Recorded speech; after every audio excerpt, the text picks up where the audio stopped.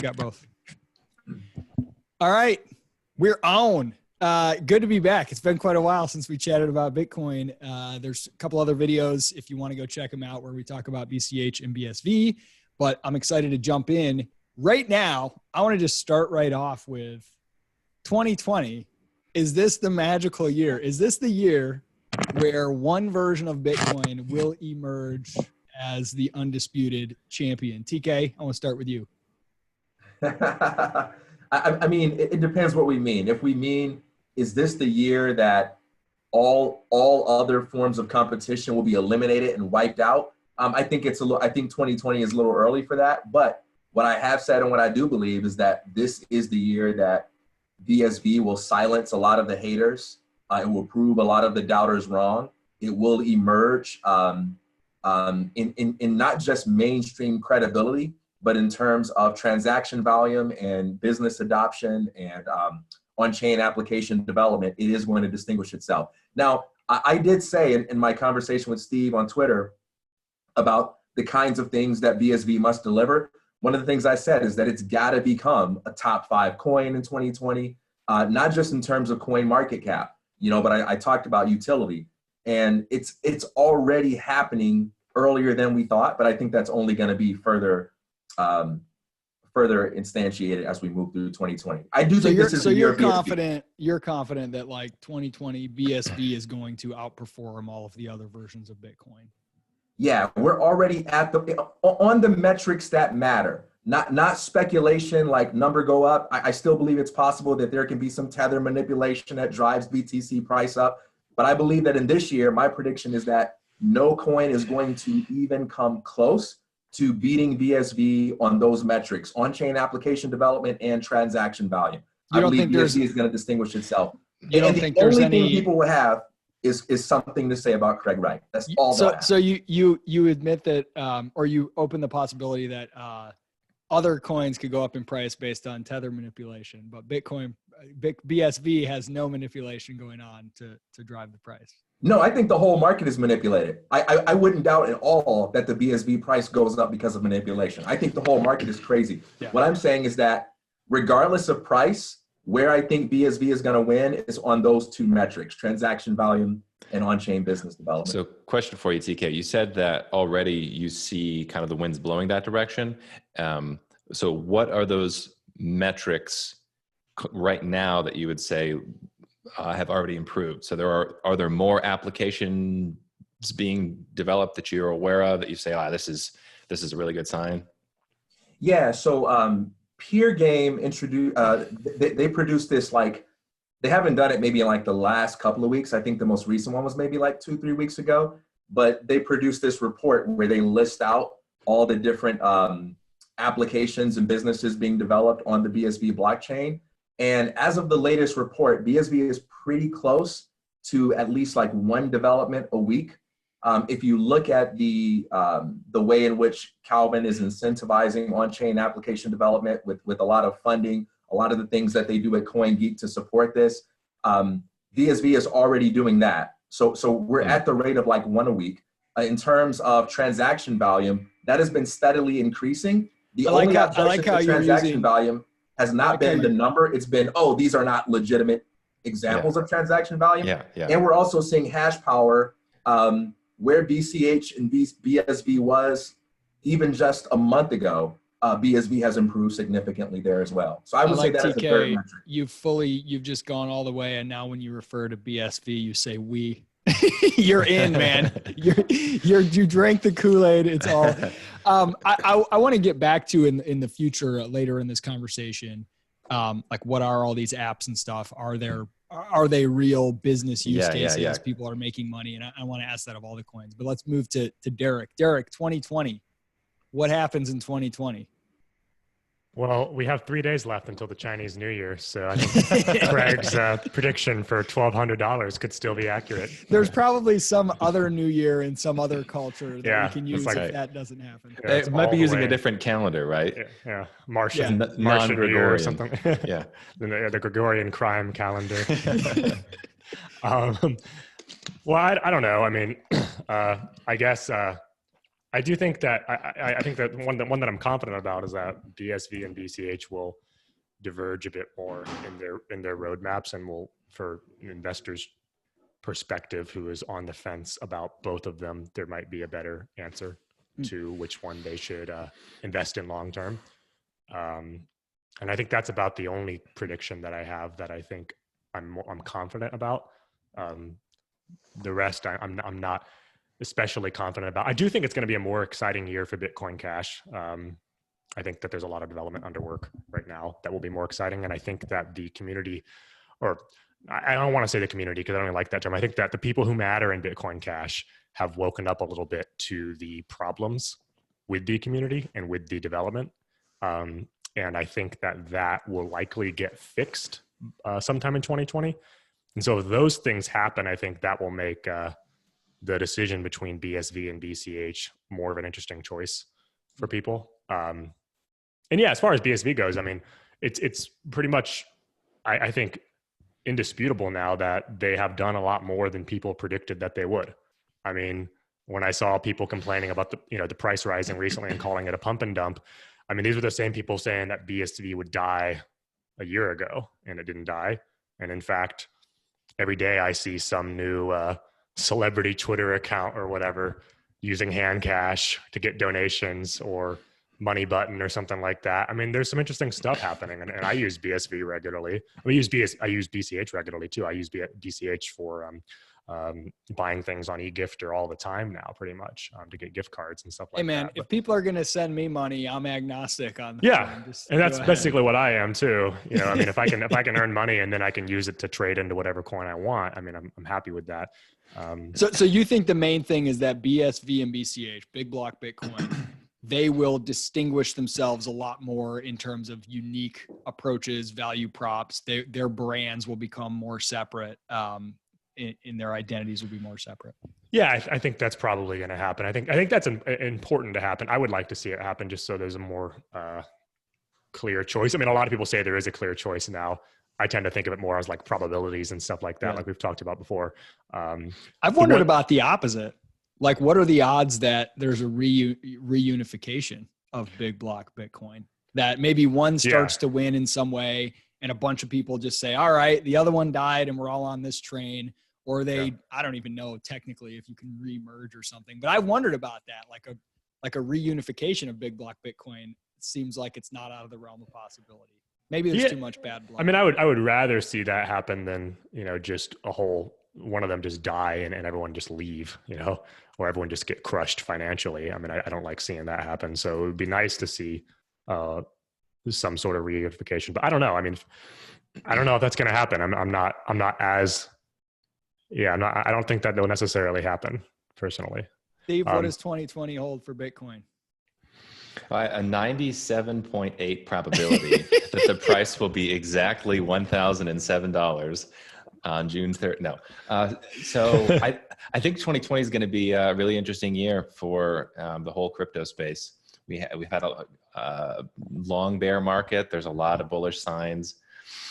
For BCH, I know there's a bunch of cool development that's happening right now this year. There's a couple of things that I'm personally working on or closely connected to that haven't even been public yet that are really cool, and they're on BCH. And on BSV, I think I agree with TK. I think it's going to be somewhat defining, at least in terms of, for lack of a better term, credibility. I think BCH might be poised to really look like it's being adopted in the real world by entrepreneurs and people like, I want to talk about Chem.com and the significance of that later. And if BSV doesn't deliver and it's constantly delays, Craig never moves the coins, the book never comes out. It's the same story of promises that are just around the corner but never materialize.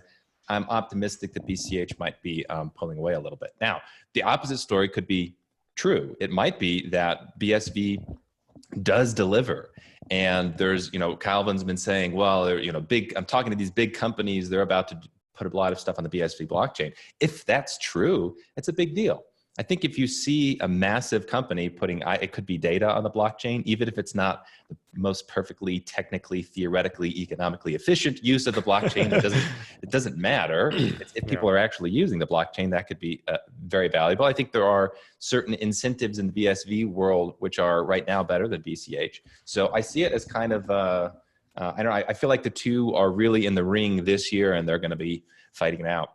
And it's nice, it's nice to have a foot in both corners, or see the pros and cons of both corners, because I still see a real possibility that either can win out. I mean, something that's coming down the line for BCH is this Avalanche protocol, which is supposed to improve ZeroConf. And it might be really awesome. It might be a really cool development that makes Bitcoin Cash that much more secure for ZeroConf and instant transactions and stuff. But it's also potentially going to be a big change, and it might break the system in ways that we don't understand. So I think it's kind of awesome that we have BSV keeping everything locked down, and the original functional protocol that we know works and will scale, no problem, even if it loses some properties of decentralization. And we also have another big block Bitcoin that is innovating that at the protocol level and trying to come up with new things, and that might succeed. So the competition between those two, as much as it's frustrating at times, it's really beneficial as well to see you've got two different big block Bitcoins they've got to compete on strategy, on protocol level development, on application level development, on trying to attract talent, on trying to attract businesses and users and adoption. And I think it's forced both of them to be better versions of themselves, at least in the near term. And I agree with Derek that I think we're going to see more and more diversion of BSV and BCH. And I'm super glad to see it, because it wasn't clear at all what the relevant distinctions were between BCH and BSV, which was not good. But now BSV, if you're thinking about the two coins as two different systems with different principles and different philosophies, when BSV throws out the principle of decentralization being this obsessive thing that you have to focus on, and you have a relatively centralized development community and miners and businesses, and it's all very tightly integrated, that might work really well. So BCH isn't going that direction. So that's one of those fundamental systemic differences between the two that I think is going to be awesome to see play out. And it's so funny to see some of these BCH people repeating the exact same lines from BTC when they say, "Oh, well, BSV is the centralized shitcoin," which is exactly what the BTC people said about BCH. That BCH is a centralized shitcoin. But the reality is, it's just a difference in philosophy. It's a spectrum, and how much decentralization you think is okay. And meanwhile, the real world differences between all three of them are almost laughable in terms. You look at the mining in all of them, and it's all the same 12 miners mining all three freaking chains. Right. And there's another, again, like a principle here, which is it's also unclear with the metric that people are using to determine centralization and decentralization might be the wrong metric. So you could make a strong case that actual real world adoption is going to be the thing that causes a real concrete decentralization in the world. Like, you get 1 million businesses that are actually using your Bitcoin, even if the mining is centralized, that could actually in practice be more decentralized than one in which, the blocks are small and there's a larger set of miners in a pool, for example. So I want to talk a little bit about real world use cases. TK and I were talking about this a little bit. I feel like there's something that most people don't want to talk about in any version of Bitcoin, and that is the fact that almost all use cases are just ridiculously hampered by the volatility of the price. And obviously that destroys the store of value narrative if the price is so unpredictable and you don't know what you're storing from one day to the next. But it also dramatically hampers the medium of exchange narrative, because I have no incentive as a merchant to accept Bitcoin Cash or whatever it might be if a week from now its price might plummet. I want to flip it back into fiat as fast as possible. And even in the course of a few hours, it could change prices. So I don't want to take that risk. So it got me thinking about and maybe BSV is onto something here, I'm not sure, but use cases that are potentially massive in scale, but that don't care so much about fluctuations in price. And that doesn't seem like mom and pop stores. That doesn't seem like retail for consumer goods. That seems like something more like, hey, I'm putting massive amounts of data on here or whatever. The price of the coin is less relevant to me than some other functionality. I haven't seen very many people who talk about merchant adoption address the fact that, like, as a business, why the hell would you want to accept something that can lose or gain humongous amounts of value in the span of hours or days? If you're just adding, it's like, instead of doing one transaction, cash, USD to USD, you do Bitcoin to another Bitcoin wallet, and then you got to flip that into USD. You're adding transactions because you want it to be stable. What are your thoughts on, like, can you have widespread adoption until you have price not be so volatile? And if so, is that ever going to happen? Like, is that a killer problem with any fork of Bitcoin? Yeah, I think this is where payment processors are kind of a critical piece of the puzzle here. And this is when BitPay was arguably the first big payment processor. It was a very big deal because the risk to merchants is significant of volatility. And practically speaking, the more on-roads we have through payment processors, the more the coin actually gets used as a functional payment system, which it has unique benefits as a functional payment system. Then I think the overall market grows. And I think the idea is that when it's used sufficiently often in commerce and grows to a substantial market cap, then the volatility will go down. So I think that's something where that it might be 30 years from now, but I think we can get there. And there's also a role for stable coins. Both the big block Bitcoins, you can put stable coins on there. It's not too complex. And that could also increase adoption in practice, which is going to, in the long run, reduce volatility. Derek, TK, you have any thoughts on the I volatility? mean, I agree with Steve. I guess I don't really care as much about volatility personally. I mean, I still use it all the time. I don't know how the rest of the market responds, but I use both forks at any price, and I find that if anything, the volatility helps me make money as long as I just keep earning it on a regular schedule, or purchasing it. I actually end up oftentimes anyway. So I guess I can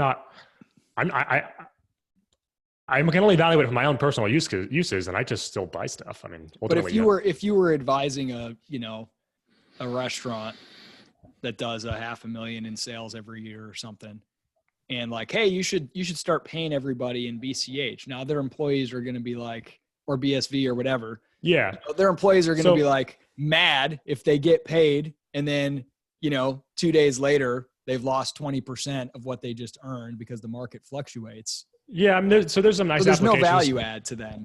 Well, if you think short term, there's not necessarily value add. So obviously, short term can matter, but like if you're thinking about, I'm getting paid this month, and yeah, it drops a little bit, but then next month I get paid and it's down, and then it goes back up. I actually got more. Or it goes in a 2-year bear market. Or it goes in a 2-year bear market. Yeah.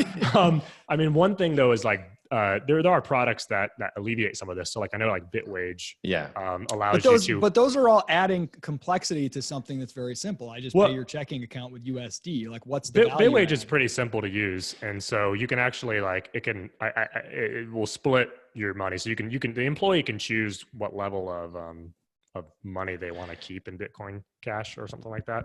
And so if you just want to say, I only want to receive 10% right now or 5%, and that may be a way to do it as well. So, onboarding is a little bit slower, but you have people just taking a small percentage of their income as opposed to the entirety of their income. Man, I'm starting to really doubt the retail and consumer level adoption strategy. Oh, I They're doubt just- that too. There just I is agree. no like enterprise level seems dramatically orders of magnitude more effective. Yes, but Yeah. that use case of the restaurant is going to be, I think, an unlikely scenario for a while, just because other methods are easier. But if you're a company, an international company, and you have employees and contractors in multiple different countries, then suddenly it makes a great deal of sense. Yeah. What's OpenBazaar doing right now in throughput? You know how much they're processing every month, year? No, whatever? I don't know. Trying to think of other businesses that. Do you guys think this same problem exists if the primary function is data storage? Same problem as terms of volatility, or like if the price is still going to be volatile? Same volatility problem. Do you think that approach is less, more, or equally vulnerable? I think the data storage model can be used to argue that Bitcoin should have initial value. It's like an answer to the regression theorem, because you can use it for data storage. Yeah. And I don't think that, I think the cost per transaction is indefinitely going to be extremely low. Even if the price per coin is very, very high, like, $1 million a coin, they can change the code such that you still get, a penny per unit of data. So I think that use case isn't going anywhere. And it's cool to have. This is one of the reasons I think BSV has at least a better marketing tactic here. I think that's not going anywhere. The use case for putting data in the blockchain is not going to go anywhere. It doesn't really matter if it's a penny or $1 million. Yeah, it's more like, hey, here's a really unsexy industrial use case or enterprise use case that's going to establish some kind of backbone utility and baseline market value, the way that gold used in actual industrial applications maybe has, or something like that. And then once you have that established as a commodity in its own right, the fact that now you can trade bits of that commodity and use them as a medium of exchange or something maybe comes on top of that. Yeah, it's an interesting. So let's talk about BSV. We just had a huge run up in price, like 3x price in a span of a couple of weeks. Why? Why'd that happen? Anybody? Any theories?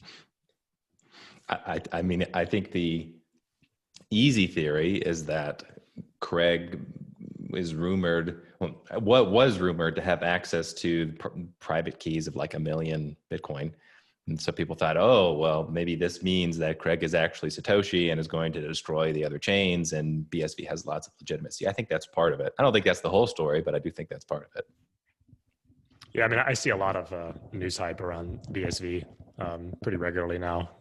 Just on the random people on Twitter, people who were not even into Bitcoin before, or at least that into Bitcoin, who are not people who are involved in crypto, suddenly talking about BSV. So I don't think that's something that should be laughed at. And I see a lot of people in Bitcoin Cash laugh at everything that happens in BSV, and it's like, ha, ha, ha, we are so much better than you. You are so stupid, and I see that stuff and I think, well, you guys, like Steve said, sound a lot like Core. And you just don't sound that intelligent. You should be trying to learn what you can learn. If you're a selfish learner, you just want to learn, if something good is happening. So for example, like the other day, I saw someone commenting that, Twitch must be paying influencers to join their platform. And I have no clue whether that's true or not, but I think that's a pretty standard practice early, and so if my thought is like, well, if they're doing that, it's probably pretty good. That's smart. Twitch is a business. They're trying to grow. Yeah, they're thinking They're like a using business. marketing. And I was shocked that people were even having this discussion like this was a bad thing. And so hey, Twitch, if you want to pay us for talking about Twitch on here, just shoot me an email. I mean, I would gladly, and so that to me seems like a smart strategy. And when I see things that I think BSV are doing that are smart like that, and I see them laughed at in various Bitcoin Cash Telegram groups, I think, wow, I wish you guys weren't doing that. So there is a non-zero probability that the claim that a lot of people who don't like BSV make when this price run up happened. Oh, here it is. It's the exit. It's an exit scam. It's a pump and dump. Somebody's trying to drive the price way up and then get out so everyone's left holding the bags. And the nice thing about that claim is you can make it indefinitely. You know, you can just you can keep saying that, be like, oh, well, they're not ready to exit yet, but they will in 2 years or whatever. But those have actually happened in the ICO phase. There was a lot of those. That is not out of the realm of possibility. That shouldn't be dismissed. It's easy to say, and you can tell sometimes it's just motivated by people that don't like a particular coin. They don't look into it. But what is the probability that BSV is a giant, chance for nChain, Calvin, Craig, whoever, to create this fork, pump the price up, and then get out of Dodge? Do you think that has a legitimate chance of being true? And TK, for you in particular, I know you don't, or you wouldn't be so high on it. But if you divorce yourself from what you like about SV and just look at the probability of that happening, what makes you confident that that's not what's going on? Yeah, so let me just be clear, man. I don't psychologically have a need for BSV to win or for any of this stuff to happen. As you all know, I was a very happy guy living a very happy life before I knew anything about any of this stuff. So if BSV goes to shits, I promise you all, I'm still going to be a happy dude. I'm going to be successful at whatever I do. So I don't base any of my beliefs on this stuff. I don't care because I have the patents. Yeah, I'm going to be fine. I've got patents on all my beliefs. So I don't need like BSV to win psychologically. I just think it will win because I think there's a lot of evidence to suggest that. So first, when it comes to the run-up, I never try to explain pumps because I never know what's going on there. But I do think it's funny how unique the reaction was to the BSV pump. For instance, when we had the delist BSV phenomenon where the whole crypto community gathered together as one to get rid of BSV from the exchanges, they all pronounced it dead. They all said, ha, ha, ha, it's now going to die because you can't access it from exchanges. And everyone was worried about it. And when Craig and Calvin said, fine, we don't need the exchanges, everyone laughed and said, ha, ha, you're making excuses. Then when it pumps without the exchanges, what does everyone say? They change the narrative. Of course you pumped because no one had. Yeah. It's not on any exchange. No one can sell it. I saw several people. Anybody can 3x a coin that's not listed on an exchange.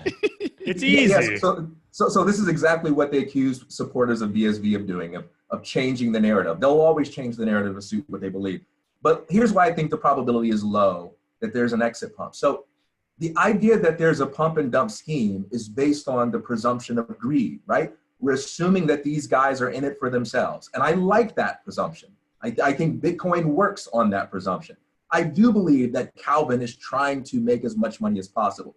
So the best way for him to really pump, to really make a lot of money, is to just beat the competition, right? So if we're assuming that Calvin is selfish, that he's a guy that wants more money, his best chance of doing that is by wiping everybody else out. So I'm not so sure that the only explanation for selfishness is like he wants to pump and dump. The second thing is, at what number do you think it would be profitable for them to dump BSV given the amount of initial investment?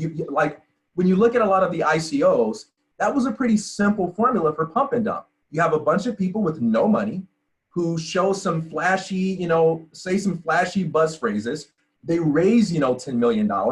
And then they leave. There was no initial investment in building out an infrastructure.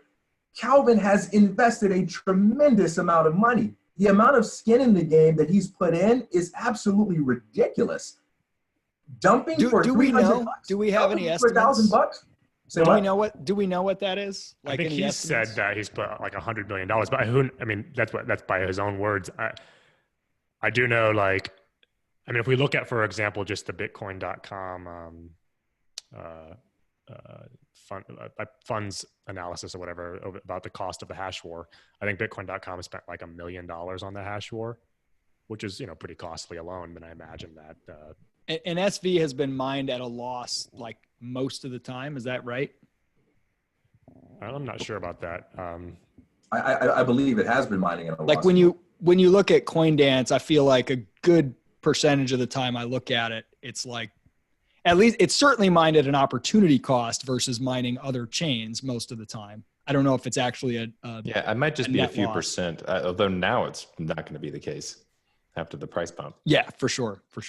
Yeah, I'm just questioning TK if there's if we have any idea of what all has been put into, is CoinGeek just bleeding money, or is it actually a stable or, Enchain or whatever these various businesses are, stable, profitable thing? Because they're mining BTC and BCH as well. Like maybe they're making money. Maybe they don't have as much skin in the game as we think. I mean, I don't know that. It seems like they do. They have the appearance of having a ton of skin in the game. I just don't know for sure.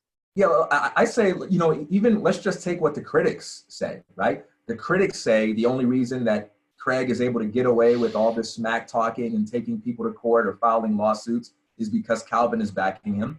What's the biggest criticism people make of the mining on BSV? They say, oh, Calvin's doing all the mining, right? What's the criticism people make of BSV Media? Oh, Calvin's financing it all with CoinGeek.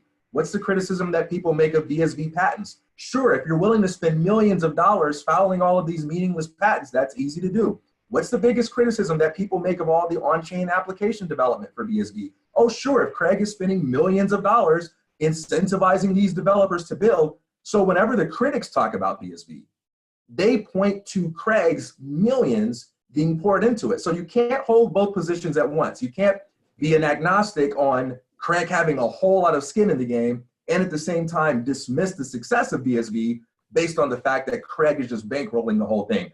One of those beliefs has to be let go. Yeah, the pump and dump or the exit scam idea, as we typically think of it, as we saw it with some of the ICOs and stuff, seems extremely unlikely because you could have done it many times earlier when things were in a bull run. And Calvin strikes me as the type of guy, he's made enough money in life. Guys like that, when they get to this stage, they want something massive, epic, or it's not interesting to them. And so I don't think there seems very low probability that it's like hey, we're going to walk away with $50 million or $100 million. But if it's like the greatest scam in world history, that actually seems more likely than that it's like a moderately sized attempt at some sort of scam. But Derek, Steve, pump and dump, what do you think? Yeah, nobody explains the mechanics of this particular pump and dump. This is very different from what happened with the ICO craze. So with the ICO nonsense, you could write a nonsense white paper. Some of them were like copied and pasted from other places. They were just horseshit.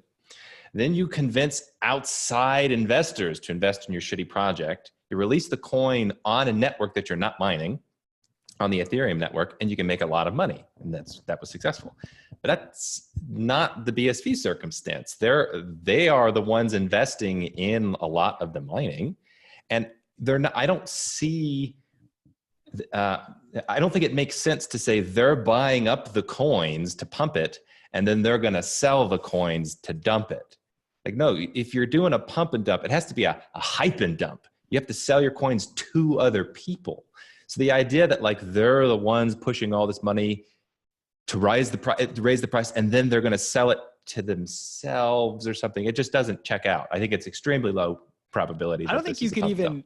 I don't even think you could exit enough money fast enough from the small market cap to make it. You would necessarily have to find a pool of buyers that aren't yourself to dump all your coins onto. And if you're the only person that's buying and you're not successfully hyping, then you're just burning money. It's not a pump and dump. It looks from the outset, or from the outside anyway, that over the last few years, it almost felt like the BSV crowd, the Enchain sort of circle, they almost, against what they initially wanted, kept vertically integrating more. Like, okay, we've got miners that will do the mining, and we just want to like whatever, develop and patent a bunch of shit.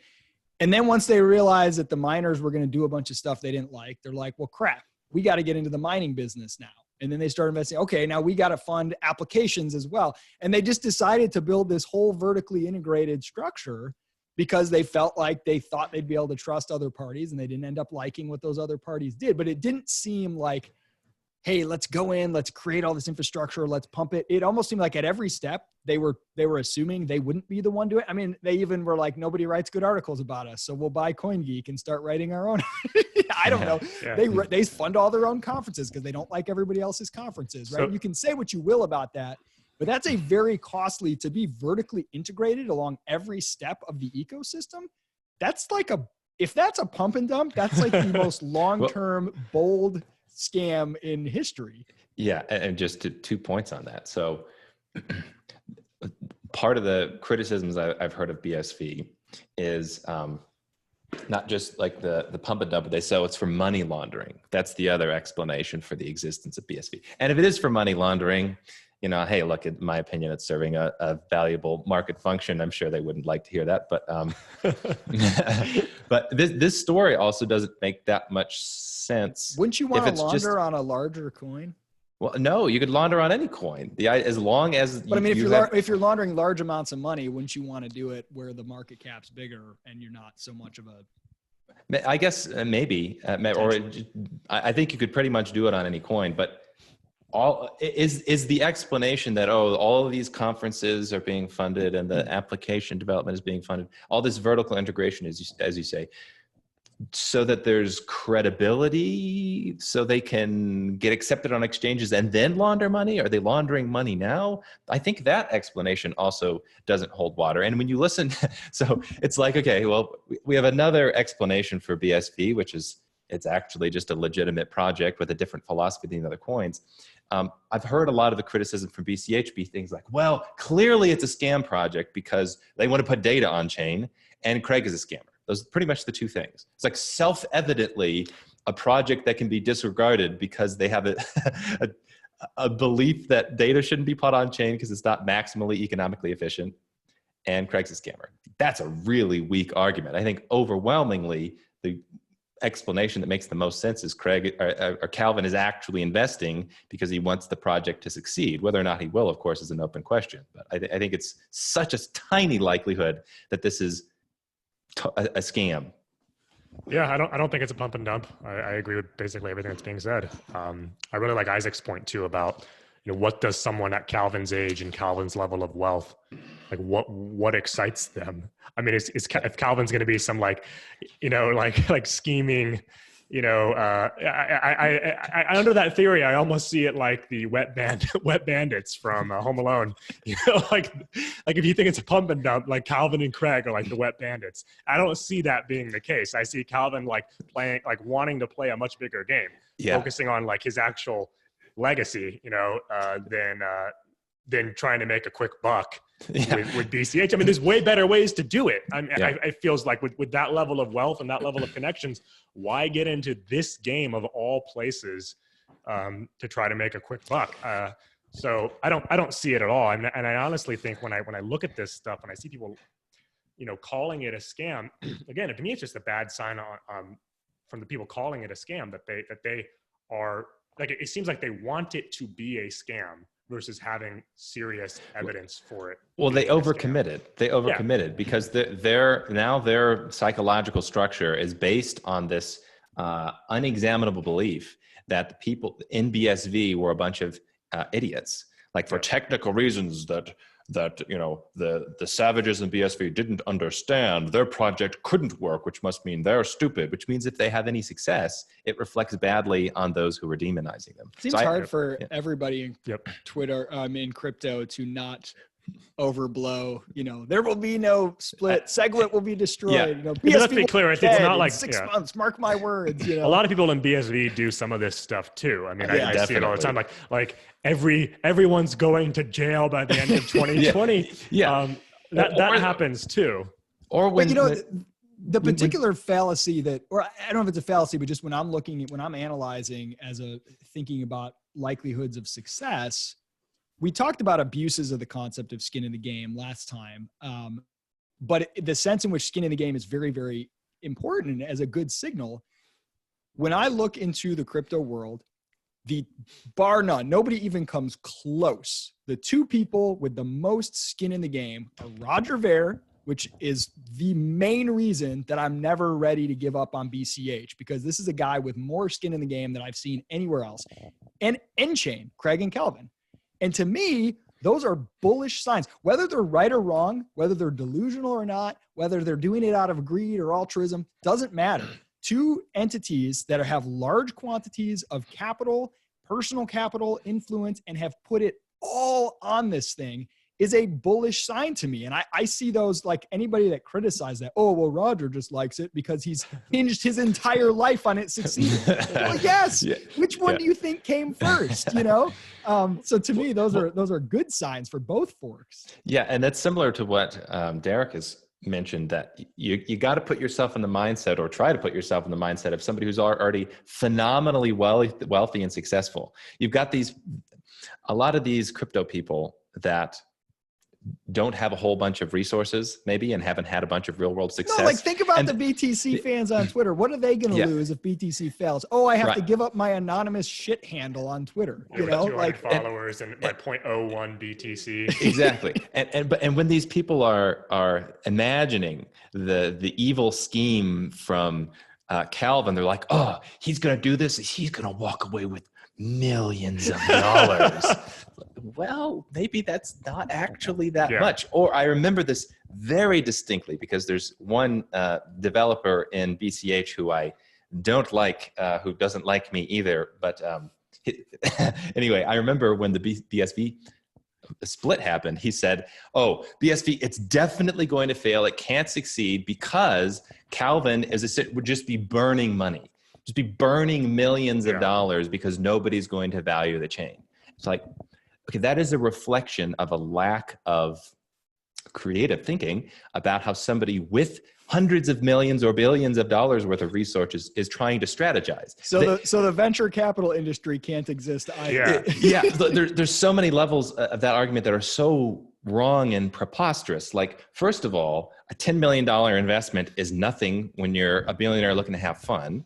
Right? It might pay off massively. Like, it just could make him billions of dollars, no question. And even if it's just for a party, even if it's because he's like sitting back and smoking cigarettes and he likes to, watch the world burn at the cost of $10 million, that's a total possibility as well. Somebody could spend $10 million just to fuck with people because they think it's fun. That's a real possibility when you're at that level. TK, let me ask you a question. I want to transition to, I want to talk about a couple things on BCH, some of this development funding stuff, Kim.com stuff, but I want to start with asking TK about BCH. As a guy who's firmly believes that BSV has the highest likelihood to succeed. Can I answer every question with the Honorable Craig Wright teaches us? Doctor. It's Dr. I thought it was Reverend, isn't it? Reverend, Doctor, Esquire. TK, when you look at BCH, is there anything that you see that you're like, I like that, they got that right, that actually excites me, I would love to see more of that on BSV?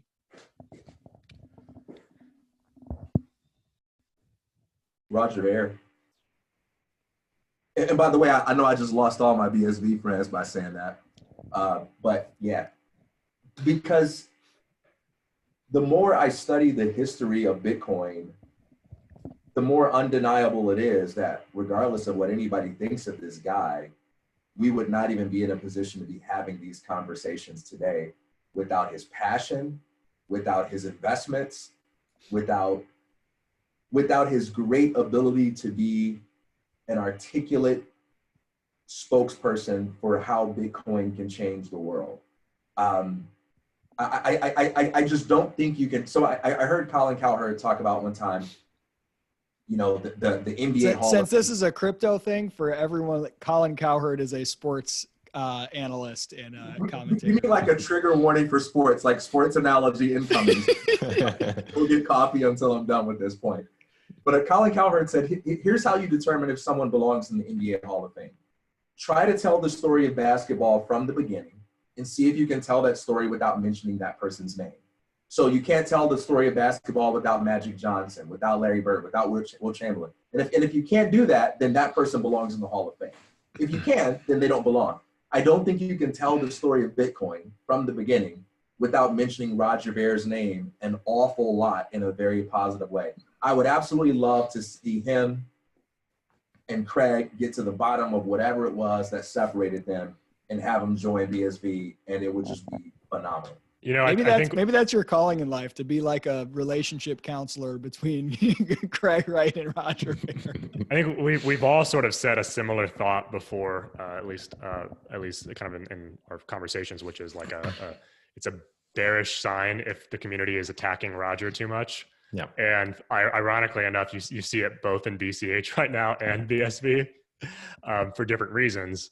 I actually think in some ways BSV is actually more friendly to Roger right now. I mean, well, now BCH loves Roger, but I have seen some of these frustrating criticisms over the funding.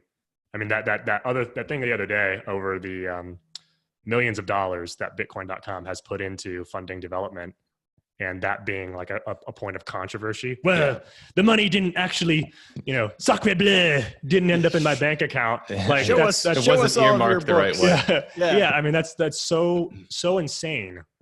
Like, can you just feel like how much of a turnoff that is? Like, you guys are all entrepreneurial. You've all been a part of starting businesses or freelancing or whatever. If somebody that's working on a project with you, or that you might want to work for you or with you or invest or whatever, is just like, okay, what do you mean you actually show me what you did? Well, I don't think you spent that right. I don't think you spent, like, you're just walking away from that attitude. You're like, get out of here. You don't know how to do business. You don't know how to build anything. Like, I just couldn't believe all that nitpicking. It just made me want to throw up. I felt like, it was just stupid. And at the end of the day, it was earmarked in a way that the BCH devs in question thought wasn't appropriate. It was like, Roger, looking at the bottom dollar, has spent millions of dollars in infrastructure. It's like, well, technically, it wasn't it. Like, one of the arguments was, I would have been like, cool, I'll pay you $30,000 a year to be my new bookkeeper then. Yeah, they go, well, spending money on the hash war wasn't funding development directly. But it's like, wait, hey, think about this for a second. If Roger didn't spend, I don't know what $1 million, it was like $1 million on the red dollars on the hash war. The other implementations effectively wouldn't exist, or they would be subsumed by nChain and BSV. So it doesn't, it's definitely effectively funding both Bitcoin ABC and development and the coin in general. It's just not technically earmarked in a way. I don't agree with the mental category you as a business put your spending into. Exactly. And let's talk about developer funding. Preposterous. Go ahead. Well, I was going to say, like he mentioned, Roger mentioned in the thread too, that doesn't even count the countless hours that his employees have worked on various things for, ABC as well. That stuff's not even factored in. The opportunity cost and the energy and the money that goes into that is not even taken into account. So yeah, exactly. The opportunity cost being maybe most notable among them, if there's friction between the different development groups. I mean, it's like literally the guy transformed Bitcoin.com into the 100% BCH is the version of Bitcoin I care about. We're putting everything in our business and my personal reputation on that.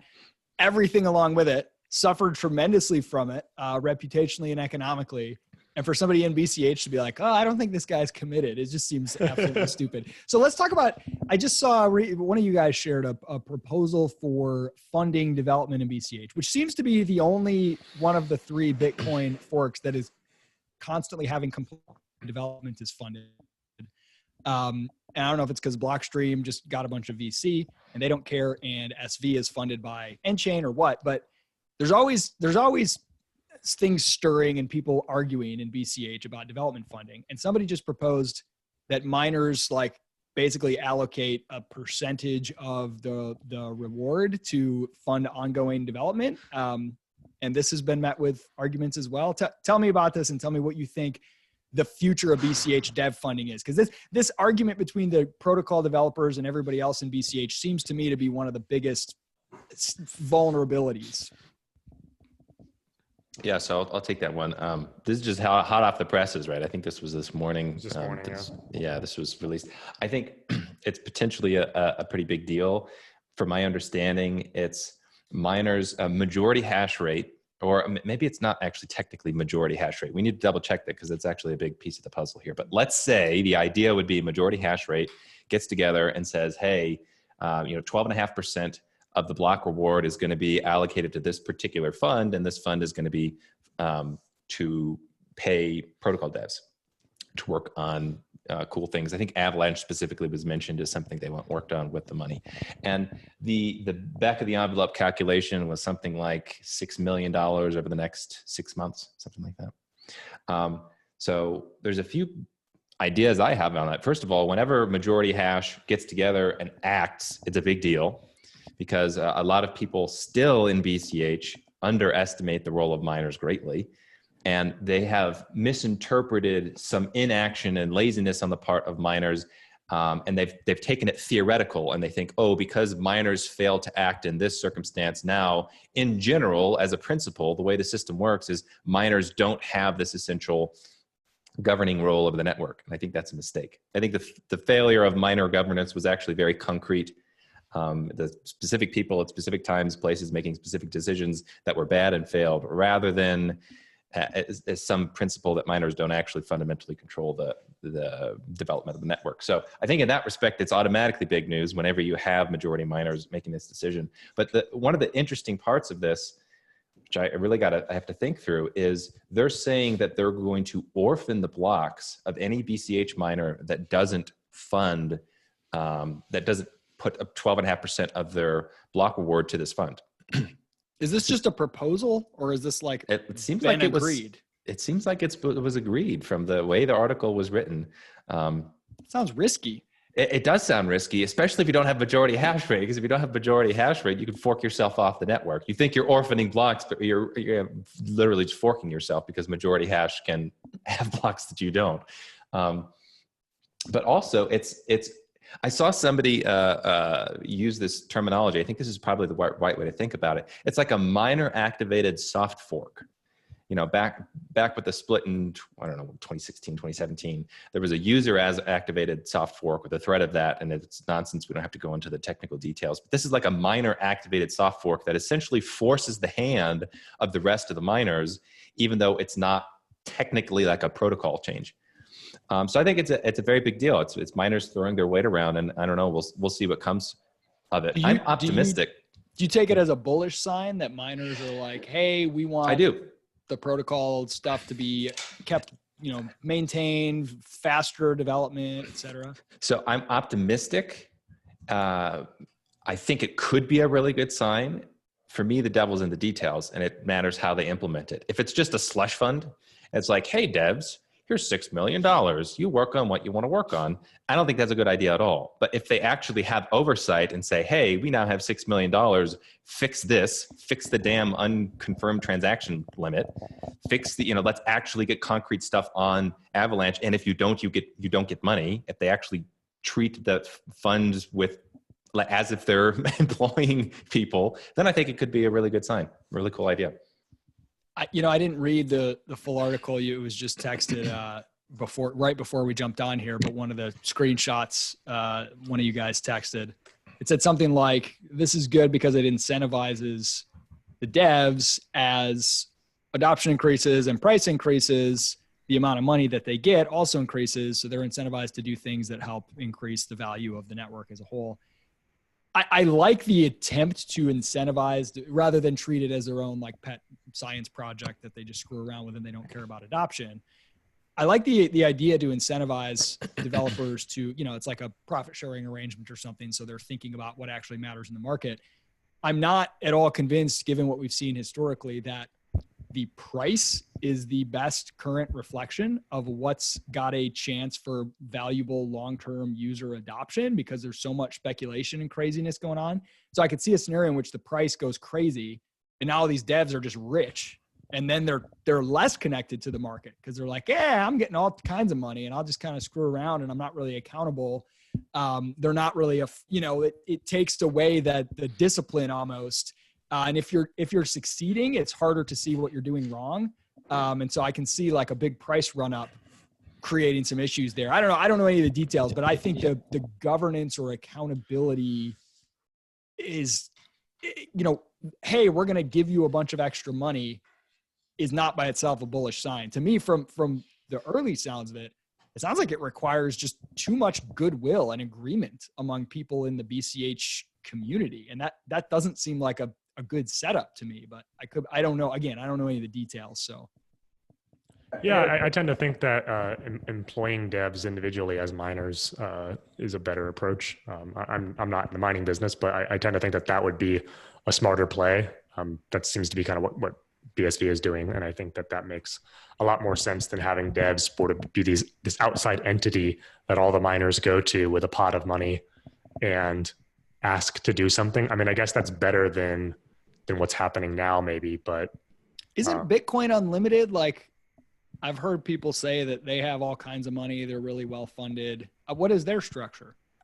They got a big donation a long time ago and have managed it well. yeah, they were financially really intelligent, which is why people attack them now. Because that's basically the story of the crypto space. If you're intelligent and successful, you eventually get demonized. And so with Bitcoin Unlimited, they're attacked now for not having enough skin in the game because they didn't sell all of their BTC for BCH right away. And okay, so they're kind of in the situation that I just described, where like they don't have a lot of pressure to like make sure that things are getting better because they got, I don't know how much money. I'm sure they have some burn rate that matters, but they've got a ton of money that doesn't make them afraid. Yeah, I think though, depending on how they structure it and oversee the funds, it could be akin to just individually funding developers, right? I mean, if it has to be, if it's majority hash rate that set up the fund, they're going to have some universal agreement on what specific things they want to upgrade. I would imagine that they're going to be very specific in saying, hey, look, you are receiving these funds for this purpose. I mean, I just don't think they're going to be so foolish and throw money at it'd be interesting. It'd be interesting to take a chapter out of a page out of the world of sports and to create a payment system, a contract. So like different athletes will sign a deal that's like, okay, you get X amount per year, but if you make 100 catches, then you get an extra bonus. If you make the, all pro team, you get more. If you make the playoffs. And so you could say, hey, look, we're going to fund you to this tune.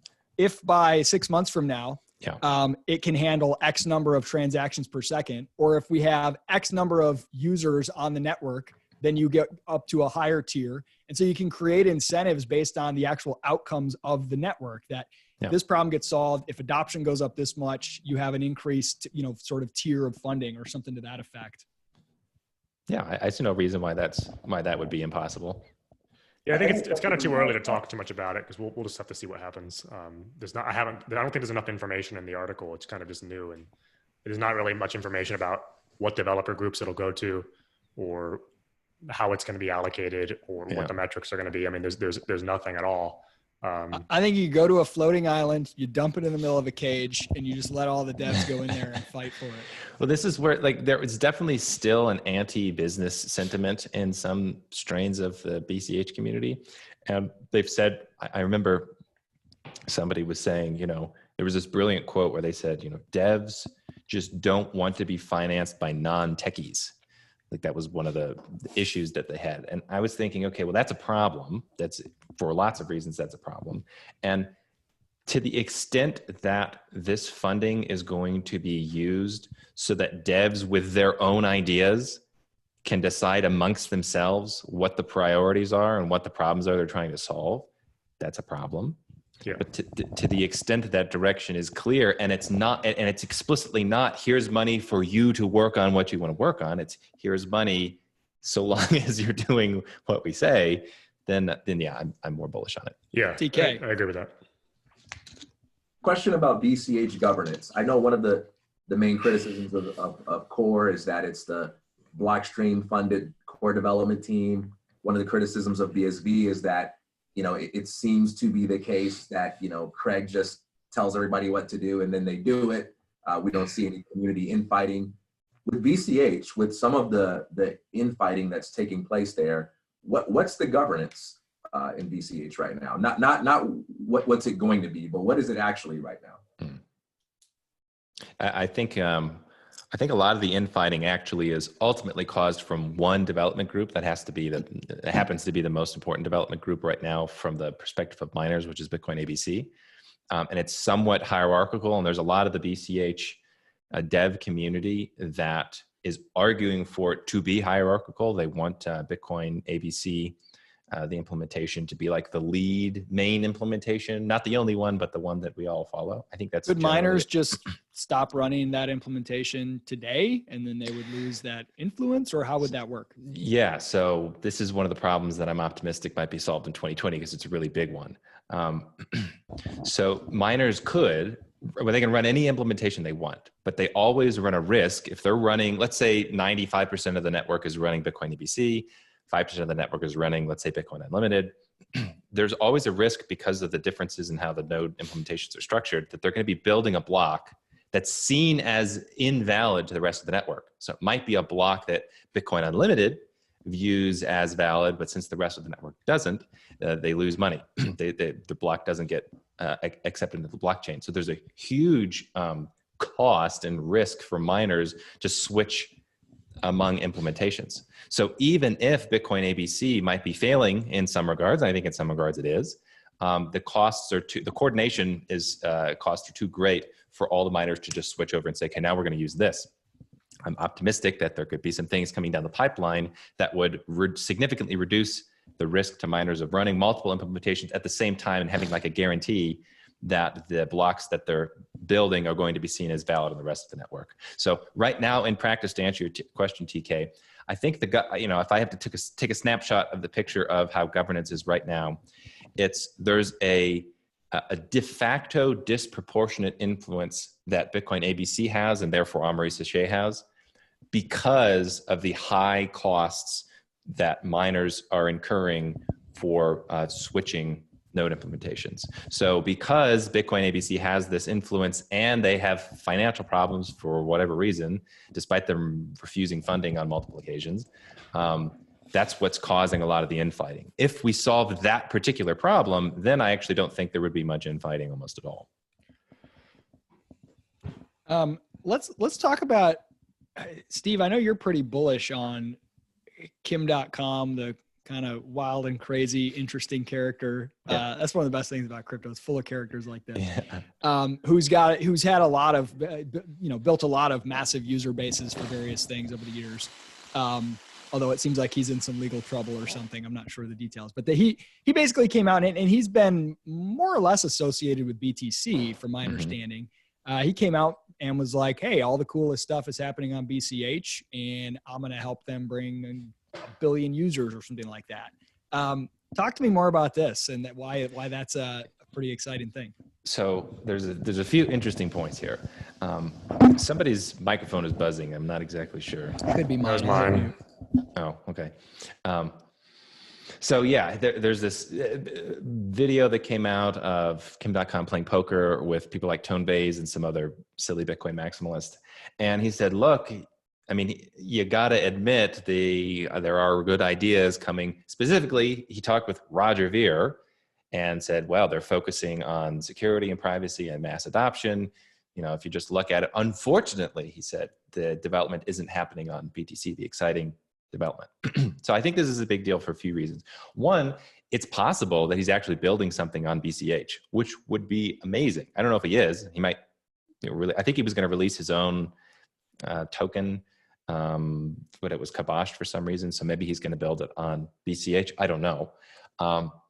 If that's the case, that is a win of epic proportion because this is a guy that already has the experience of, I think he said something like 1 billion people have in one way or another touched his websites over the years. Just huge success. The other reason I think this is important is it's yet another demonstration that it's the big players ultimately that matter way more than kind of the smaller players. So that connection that apparently Roger has with Kim, in my mind, is worth more than like 99% of everybody else and everything else that they're doing. So, and notably, Kim.com, who, if you listen to what he said, you have to focus on real world adoption. He didn't say, oh, I was in the technical communities of BCH and I see that they are working on some nice mathematics. And like, wow, I'm very excited from a technical standpoint. He didn't say that. He said, I spoke with Roger Ver about adoption in the real world. And I'm excited about BCH. BCH had like 15,000 white papers and 1,000 patents. Yeah. He said Roger Ver, he was impressed by Roger because of the wheelbarrow full of diplomas. That's what it was. But I just think it's another demonstration of like a couple of conversations ago, my argument was and still remains, I think the big players matter a lot, and I see more possibility on BCH or more momentum in BCH than BSV. This is one of those things I had no idea this was happening behind the scenes, but maybe Kim.com could be recruited. And then that, as a principle, who knows how many other huge names with huge influence might also be intrigued right now by BCH. That is one of the things that, you know, the BSV claim of we're going after big enterprises and all that stuff is very attractive. But when you step back and ask yourself, if you got a project that you want to see adopted by some big enterprise, who are you more excited about walking into that boardroom and trying to convince them? Like Roger Ver or Craig Wright, Calvin? Maybe it's Jimmy. You know, it's hard to know. Maybe there's somebody we don't know behind the scenes, but. And how many people are doing their due diligence behind the scenes and trying to figure out the technical merits of BCH versus BSV versus how many people are going to see, oh, Kim.com is now building on BCH. Therefore, it's a legit project, and that's what we're going to use. Yeah, I think the developers tend to underestimate or overestimate our tech is a little bit better. We're slightly more efficient. Right. I don't think that actually matters as much. I mean, there's diminishing returns on it. Obviously, you need to be efficient, but there is an over-optimization fallacy where you're sitting around tinkering too much. I mean, one example that gets brought up a lot is like, saying people who are not technical telling developers what to do is like, you know, a CEO telling the plane to fly without wings. And I'm like, well, no, that's not the case at all. I mean, what really feels like is going on sometimes is the plane flies fine. You just want to add a couple little like nuts and bolts to it. You know? Well, and I think the relevant dichotomy isn't so much technical or non-technical. If you think about the startup world, it's like there are people who are founder, CEO, DNA, and those who aren't. And some of those are technical and some of those aren't technical. And they're technical in various ways, but they have something that's more important than whether or not they're technical. It's, you know, some tiny percent of all the coders out in Silicon Valley have the founder DNA. Right. And then there's a whole other group of founders that are not technical either. And it's a different continuum. And if you're looking at, you know, a project and backing it, having something, and again, Bitcoin isn't an individual single business, but to have advocates who are invested in making it succeed, I think it's more important that they have that DNA than whether or not they're technical, you know? Yeah. And I see BTC as kind of the most extreme case of the technically led project. Like if you watch how the development happened and how the development was captured and taken over, it was these neckbeards like Greg Maxwell, who I'm sure have mathematical skill and coding and technical skill that know how to impress their mathematically inclined peers. And in my opinion, they did something which only governments or academics, the academic mind could do, which is to take a world-changing technology that could trivially scale and be just the most amazing, monetary invention in thousands of years, and they broke it. They look at it and they freak out over all the little inefficiencies that they see, and they want to just freeze everything and focus on. So you've got like Luke Deshier now, who was the guy who helped SegWit actually go through with the soft fork. He's now saying, "Don't use SegWit; it's making the blocks too big." You know, and watching these these freakouts of these over technical minds who are terrified of the real world. Yeah, I agree.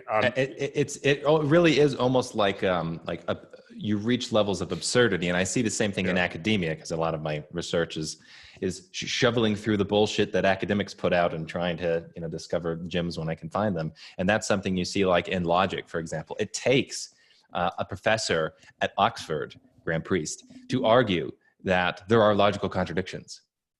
Like you can only get to that level of stupidity when you have reached an insularity from the world and like an extreme degree. And I just see that as BTC and a little bit in Ethereum too. Like Ethereum. I was going to bring up Ethereum because that's an interesting case that on the one hand, Ethereum has a lot of attractive qualities about sort of the community. There's a little bit less, they seem a little bit more relaxed about not having that maxi attitude and a little bit more of a tinkerer attitude. Like, let's just play around and see what we Yeah. can do. And I know that in Silicon Valley, the sort of venture capital tech sort of world is disproportionately interested in Ethereum because Vitalik is like one of them. He kind of talks and acts the way that a lot of the technical foundery type guys have, and is very much let's do thought experiments and let's play around and let's get this out in the wild. And it's not perfect, but like, let's play around with it. So there's something there that I really like. But go ahead. I don't remember where I was going with that. I lost myself. I think that's a fair point, but it makes sense that Ethereum is going to draw a lot of those types, because I think it is kind of a science project. I mean, what is the goal of the Ethereum network?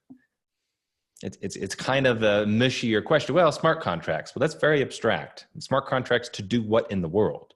Yeah. So that's fine. I mean, I definitely dig the speculation thing. I'm a big fan of that. And the theoretical speculation too, I enjoy.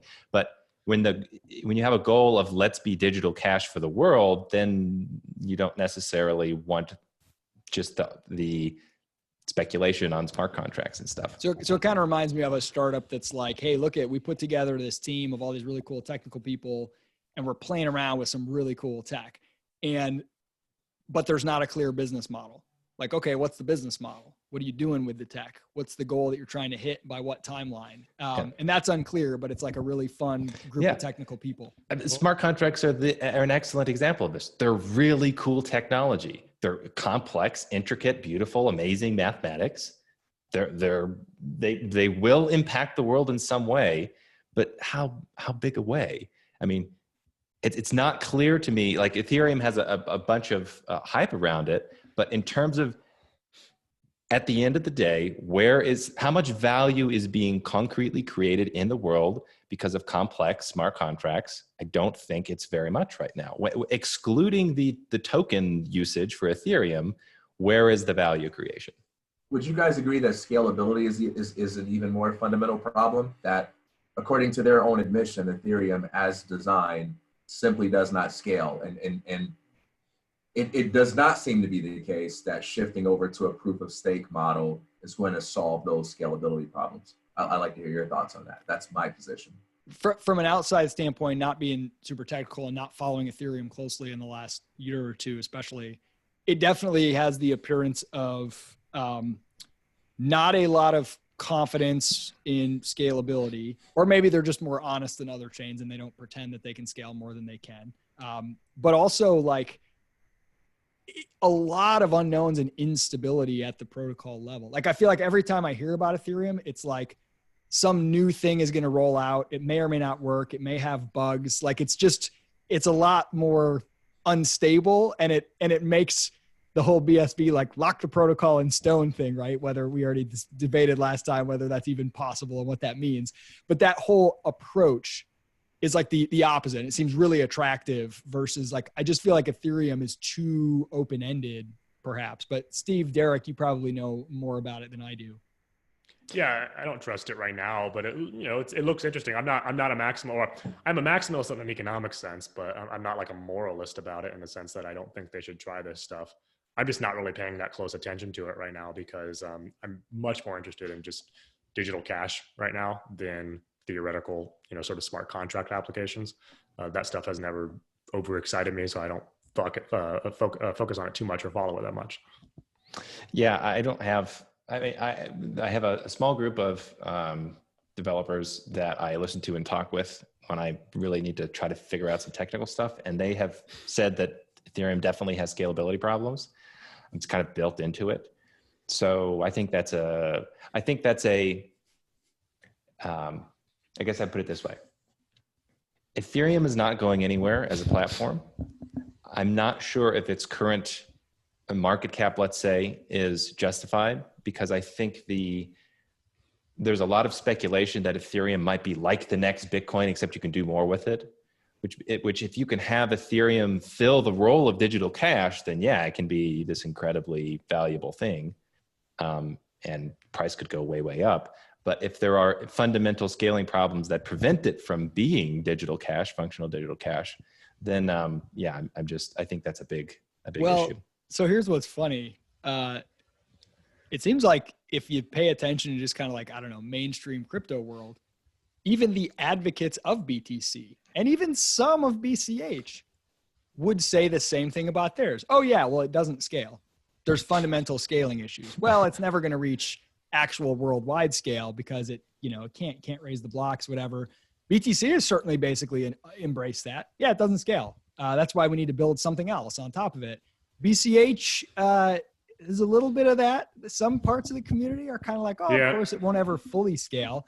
And that's weird. So in that case, like if you're looking at it from a mainstream perspective, say you're new to crypto and you jump in, you're basically like, oh, there's all these experiments, but none of them scale, but they're all trying to figure out some new version that will eventually scale, which is where the like scale or die rhetoric of BSV is very attractive. And of course, all those other things are like, you can't scale, you're just going to break everything and it will break all the nodes and you guys are idiots.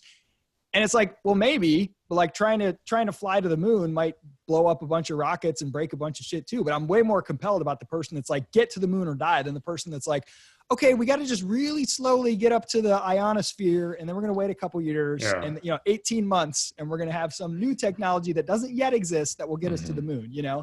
Yeah, I think that's one of the biggest issues that woke me up to some of the problems in Bitcoin Cash right now is when they're talking about making sure the small nodes can keep up and not scaling too quickly. You know, we're the middle of the road scaling. We're not those crazies in BSV. That stuff is concerning to me because I do think scaling is really important. I also think that shows the overestimation of some of the technical stuff and fear of how things actually play out in the real world. Like BSV has already proven that larger blocks are possible. I mean, I think it's a sort of like, that's a non-issue now. And yet there's still this fear of like someone getting kicked off the network. Oh no, we can't do that. We can't scale too fast because then someone's not going to be able to run a node. And that just seems naive to think that you're going to build a global economy based on Bitcoin Cash that way.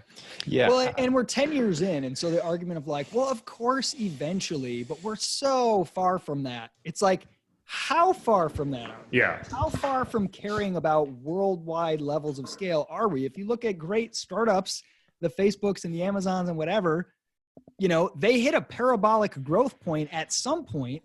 And like you're 10 years in, for God's sake, how long do you push that down the road? Oh, well, not now, but in 50 years. And what are the time scales? Right. Yeah. Well, especially with the decreasing block reward. I want to take the contrary position and say there is nothing wrong with having smaller ambitions. So if everybody was explicit in stating what their goals were, I think it would be helpful. So if BTC was like, look, we're not trying to be world money. We're going to be bomb-proof money that you have to be kind of technically savvy, and we have all of these properties that are inherently inefficient. We're never going to get worldwide adoption. I'd be like, oh, they could just take the network completely offline to prevent against solar flares and just like have a, Sure. have like a what are those old called? The, little beads that you slide around on a, an abacus. In a vault somewhere. You could actually hash that way. You could, well, anyway. Send messages via, Morse code over the Telegram. Well, by the way, Andreas Antonopoulos has a talk called Money as a Content Type, where he doesn't take it that far with those jokes, but he does make a case for that kind of vision for BTC. Yeah. Bunker coin. I like that. Monero kind of takes this approach, and I'm a fan of a lot of parts of Monero. I think it's got a unique use case of being a privacy coin. And they've essentially said, look, we have expensive transactions, and that's the way it is. And we're not trying to be world money. We're trying to capture a more niche market, and people pay a few dollars for a transaction. That's the way things are. Cool. I dig that. But to pretend like you're trying to be global money and then you're worried about some of these scaling problems and the health of nodes, I think that's actually the issue. Because like I've had conversations with some of these people, specifically in Bitcoin Cash, and they'll say, oh, well, we can't have these big blocks now because they'll break the nodes. I think, okay, well, hang on, bear with me for a second. So a few years down the road, on the roadmap that we've all agreed to, there are 1 gigabyte blocks. So if we're going to a state in which there are 1 gigabyte blocks, that means at some point we're going to be, the network is going to be so constructed that these small nodes will not be able to function. So what's the problem then? Is the way that you're conceiving of things like, oh, we need a 2-year time period where we have these really small nodes on the network, and then those nodes and businesses are just going to die out when nodes get big, blocks get big enough, right? So I see that. I agree with you guys. I see that as a problem. That it's if you have a clear goal that eventually we're going to gigabyte blocks, which means you're only going to have businesses essentially that are running nodes, then it's okay if we are there now, essentially. Yeah, it's an interesting parallel there, I think, is Apple, because they're in a similar situation where they have a lot of users with a fixed piece of hardware that they've invested money in, and they probably can't afford to upgrade in their phones, in their pockets. And they will do things like an iOS upgrade with new features that only works on the newer version of the phone, or even an upgrade where, hey, we no longer sell corded headphones.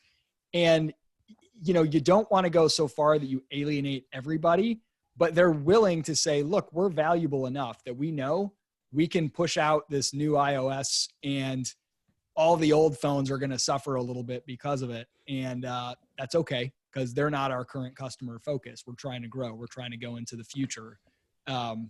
And just a fear of that, I think, is a bit disconcerting, especially in this early phase. It's so early still. You're trying to worry about like hobbyist level shit. If I'm being honest, I think that there are several somewhat prominent devs in BCH who don't like the idea of getting to gigabyte blocks. I just think that's the fact of the matter. I think it was a compromise. It was a decision to have that roadmap a long time ago, a couple of years ago, and then now gigabyte blocks are seen as, oh, that's the BSV stuff. And I think they actually, some non-zero amount of them are like, well, we don't need that anymore. We didn't really believe that. We're going for, 32 meg to 100 meg blocks. Go ahead. Hell yeah. It's very worrying. It worries me too.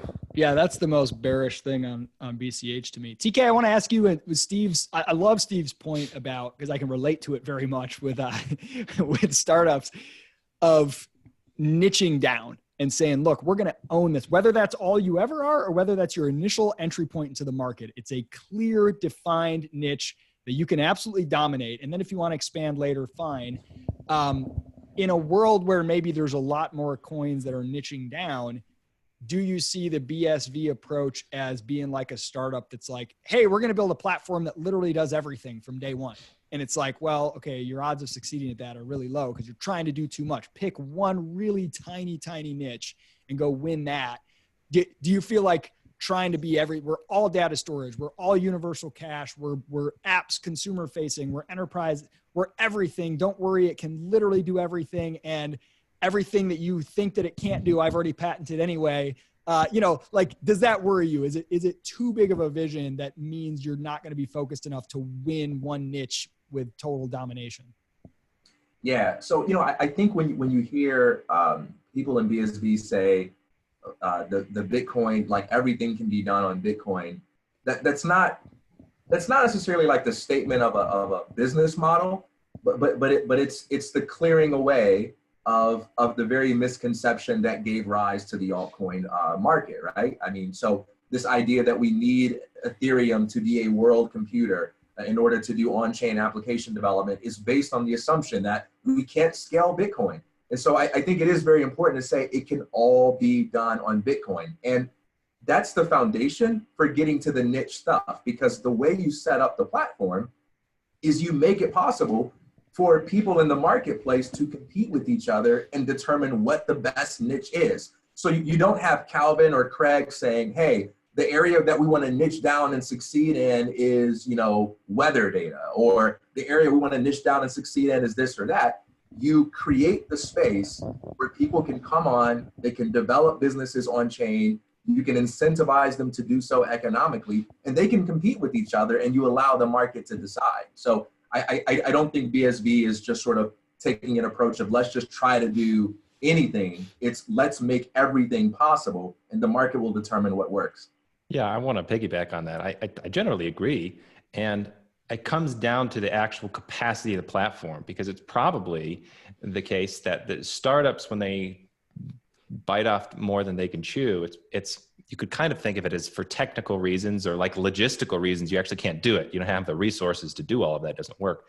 But if Bitcoin actually, product market fit is usually the bigger reason, to be honest. yeah, well, okay. Well, if the actual underlying platform can do all of these things, then yeah, I think that is at the very least good marketing for BSV. Yeah. I don't want to see anyone discouraging like particular use cases right now, you know, and I think it's smart to allow people to try to figure out what's going to be efficient and what's not going to be efficient.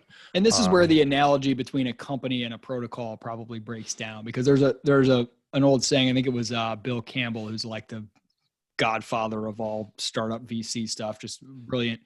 He said, if you have more than one value prop, you don't have a value prop.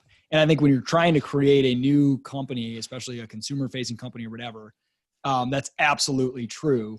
But a protocol maybe is different, right? Like, hey, here's this new protocol, and all kinds of people can build on top of it, like this open network idea where it's like, hey, here you go.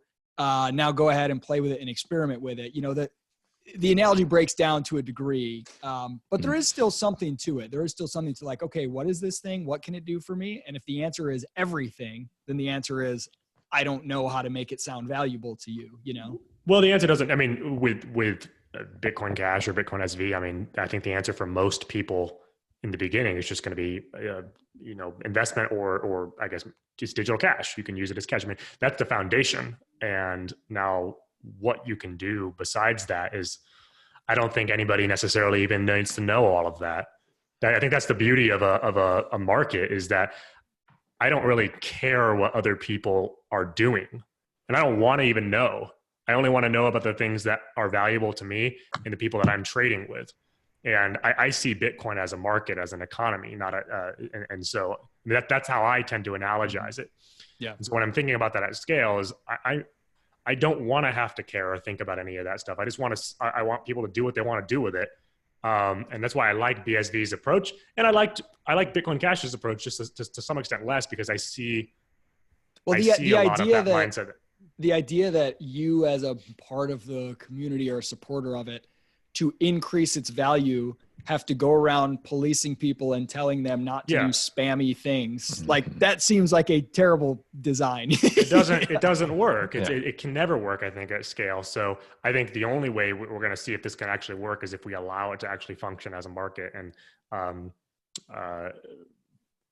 for me, like, I like the digital cash use because I like other use cases that I'm seeing built on Bitcoin Cash and Bitcoin SV. I think the SLP tokens and the dividend stuff is pretty neat. Like, the ability to do private bearer shares around the world is a pretty cool function. And Bitcoin.com just released the Mint tool, where anyone basically can create an SLP token very easily. It's a great, interface, and then you can issue them, and then you can actually, issue dividends and stuff like that to those token holders. So it's a pretty cool model. And I think that alone is far more useful than any of the Ethereum ICOs we saw. It's like instantly more useful than Ethereum ICOs and has a stronger value proposition and is like immediately less scammy. Is there anything comparable in BSV right now to SLP tokens? Well, they have tokenized, but theirs is, again, it's taking the approach of, I think, KYC compliance, legal compliance with the issuing of securities and stuff like that. And that was something I was asking you guys the other day. I don't think we came to an answer. Like, I was thinking about issuing some kind of token for my blog. Which, by the way, since our last video, you started Breaking Satoshi, which is a phenomenal blog and newsletter. Thank you. So I wanted to do that, something like that, just to play around with it at least, just to see what the possibilities were. Because I could see, like, a content creator issuing a token, raising some funds to basically like fund their content creation until they get to a point where they're profitable on their own. Like let's say, like, I start a blog, I issue 100 tokens. Then I say, if I have a Patreon, and then I get to get a little bit of a dividend from what you make. Exactly, from investing. Dude, Derek, I love that idea. I was just thinking the other day about music. Yeah. So if you find a band, this is interesting. This actually answers a question I was pondering just yesterday. I was thinking, okay, so you stumble across a band that you think oh, this is going places. This just has the sound. I know this is going to blow up. Invest in the band. I was thinking, how do you invest? How do you go to that person and be like, oh, can I give you money and then you give me money later when you're successful? Like, can we come up with an arrangement? That is the way to do it. And so like I was thinking about doing that for myself, but I was worried about, okay. You worried you'll end up in a Thai prison. Yeah, getting bent over in Thai jail. Like, okay, on the one hand, I'm very pro-liberty, very much like against a lot of the stuff that the SEC does, and I want to see a lot of this stuff far less regulated than it is. On the other hand, there's a world that we live in that is. On the other hand, you don't want to be the one that says, I'm willing to risk going to prison to break that. Yeah. So I want to figure out the way to do it so I can see both approaches. On the one hand, the SLP sort of just creating an SLP is awesome. It's very easy. And tokenized looks kind of complex. I'm looking at their website and it's like KYC and blah, blah, blah, blah, blah, and all this stuff. I'm like, oh my God, where do I even get started, creating something like this? Because the regulatory environment sucks. Now, another use But you for want to SLP, know if at the end of the year, all of a sudden you're reporting your taxes or something and somebody's like, what's this? You don't want to have some unforeseen. Yeah. But SLP has some really cool uses. I mean, I was thinking the other day about college, we all don't like the way college funding is done, or just college in general, but you could imagine, for example, like a young person raising funds with like an SLP token, and people are like investing in that young person's success or something like that. So what's like the advantage over a token versus like an ISA or like even what you mentioned, Steve, a band? You could do that now, correct? You'd probably just have to pay a lawyer a bunch of money to put together. Well, a token, a bearer share like that means those things can be traded very easily. So I can instantly liquid. Like they can acquire value. So like if you invest in Derek's blog and it starts to generate, $1,000 a year for a holder of one of those tokens, now that can be traded. These ISA platforms are starting to pop up. Most of them are associated with, you have to go to a particular coding school or something, and then you don't pay anything, and then they take a percentage of your income when you get hired, but then they're actually selling that agreement to a third-party investor who's investing in a basket of people. And to put that on a platform where it's more of an open market, and anybody can do it, and those have liquidity, and I can buy and sell my shares in Derek. I mean, you could, if it's opened up to the market, it's like a really easy way to sell equity in yourself. Even for specific time periods. So it's like, hey, look, I'm raising $1 million. The next $2 million I make is going to be pumped into my anonymous bearer shares. I love the idea of like, brilliant.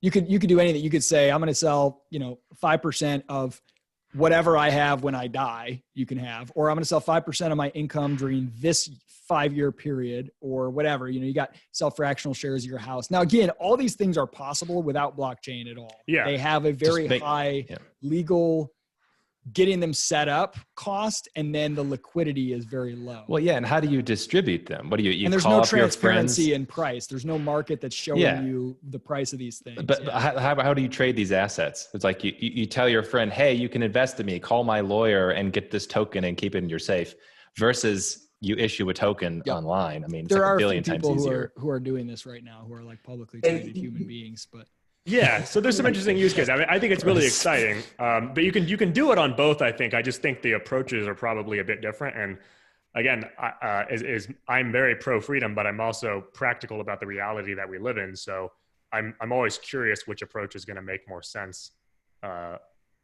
long term. Yeah, you could say one approach is more maybe innovation friendly, the other is more adoption friendly. On the innovation side, the lower the barrier to entry, the more you can take risk without worrying about ending up in a Thai prison. But then on the adoption side, businesses are going to want to know they're participating in something that's legit and something that's not going to get them in trouble. That's kind of like the advantage of tokenized, but it'll be interesting to see how the market plays out. Hey, one cool thing, there was a CoinDesk article that I saw right before we popped on today. And it's from the World Economic Forum that just happened. And in the opening paragraph, there was something pretty interesting based on what we just discussed, where the #1 use case of blockchain technology promoted by the government is data sharing. This was said by the CEO of a startup that I can't pronounce and Chinese government official. I won't even try to read the name. But the whole article is about that. They don't mention BSV because obviously, CoinDesk is not about to position anything they say as if it supports BSV. But I think it's really interesting just talking about the idea of niching down and meeting needs, that this is one of the things that came out of this World Economic Forum, that they value data storage on the blockchain. Yeah, I want to say one thing on that because I was having some conversations with people I respect about this around the time of the BSV split. So the idea is, well, storing data inside the blockchain is economically inefficient, seriously economically efficient, and inefficient because you could do it on IPFS, which is a really cool other protocol, really clever way to share information online. What I was trying to explain that I don't think they understood, and I don't think a lot of the dev types understand, is that maximum economic efficiency here doesn't actually matter. It only relatively matters when you're talking about really significant, really significant costs. If there's a simple platform that governments can use to upload data to the blockchain, and even if they're paying 100 times more than they otherwise could, if they independently set up their own IPFS node and then they had a hash of that information and stored inside the blockchain, and they have to build some separate system to easily upload data to the blockchain, they're obviously going to choose the simple solution. Even if it's 100 times more expensive, they're going to choose the simple solution, and it has brand name recognition. Because if you say, "Oh, the data, our data, well, blockchain," like we're doing the blockchain thing. It's like the cloud. Like, it sounds cool. Yeah, we're using cloud. Wow. Okay, it might not be the actual. You might not be using the cloud in the most efficient way, and you might not actually need to be using the cloud. But in reality, because those platforms are there, they're easy to use, they're hyped. I could see that as being a very successful use case, data storage. Well, and by the way, I mean, this applies, I think, to security as well. I think if you overemphasize security, I mean, like there are diminishing returns in terms of how much adoption you're going to get. Like people just want to know that their money is safe, and the real world, we're willing to assume small risks if we get simplicity, right? And so this is like the core argument of security at all costs, even if it's not usable, doesn't actually make sense. No, I mean, whereas honestly, if I can make a small trade-off. You want a huge increase in the value to the user. Don't make it more secure, less likely to be stolen. Make it so that you can get insurance on it. Like I'd much rather than like, okay, well, as long as I never forget my keys, no one can ever hack it.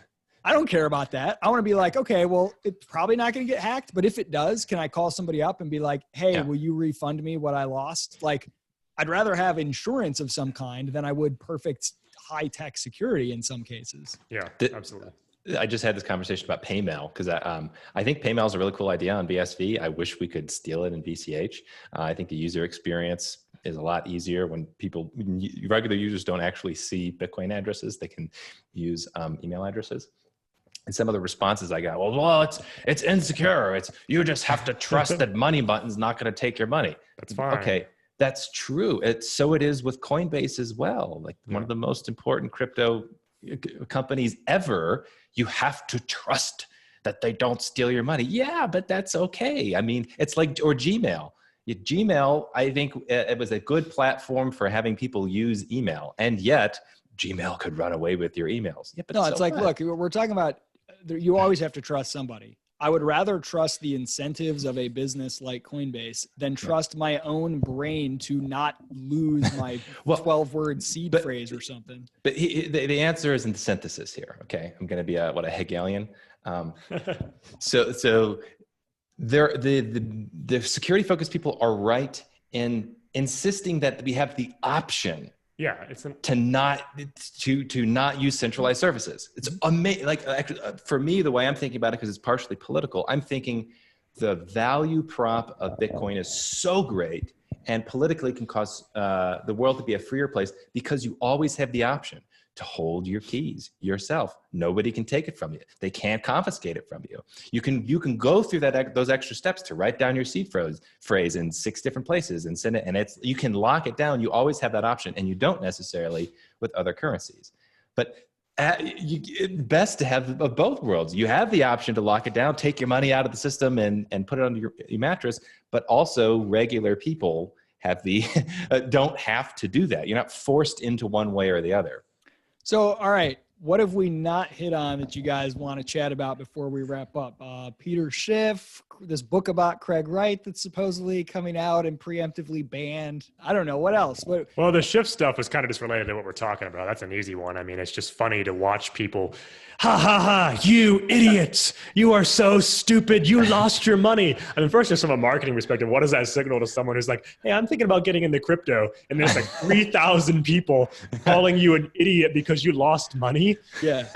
Like, that's crazy. But it's just a highlight again that user experience is hard. A lot of people have lost money. This is not a new thing. And if you're looking at global adoption, you do want to make it easier for people to be able to use it. I mean, if this happened with PayPal or Venmo or some new, high-tech bank that came out, people would be like, this is shit. I'm going to, it wouldn't stand, but everyone's just like, oh no, you're the idiot. You must have done something wrong. It's like, even if he did, be like, hey man, that's a big problem. We got to make this user experience better.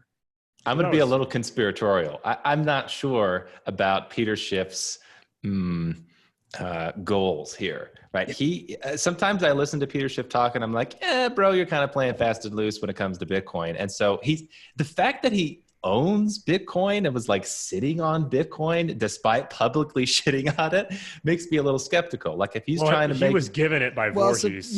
Supposedly Eric Voorhees sat down why is he accessing wallet. his wallet? Why didn't he just forget about it? Why is he looking at it? He's just checking the price? Well, I think it was only like $50 or something like that. Eric it wasn't said like a it was lot of $50. So it could have just been a thing where maybe he just got curious, was updating the app or something.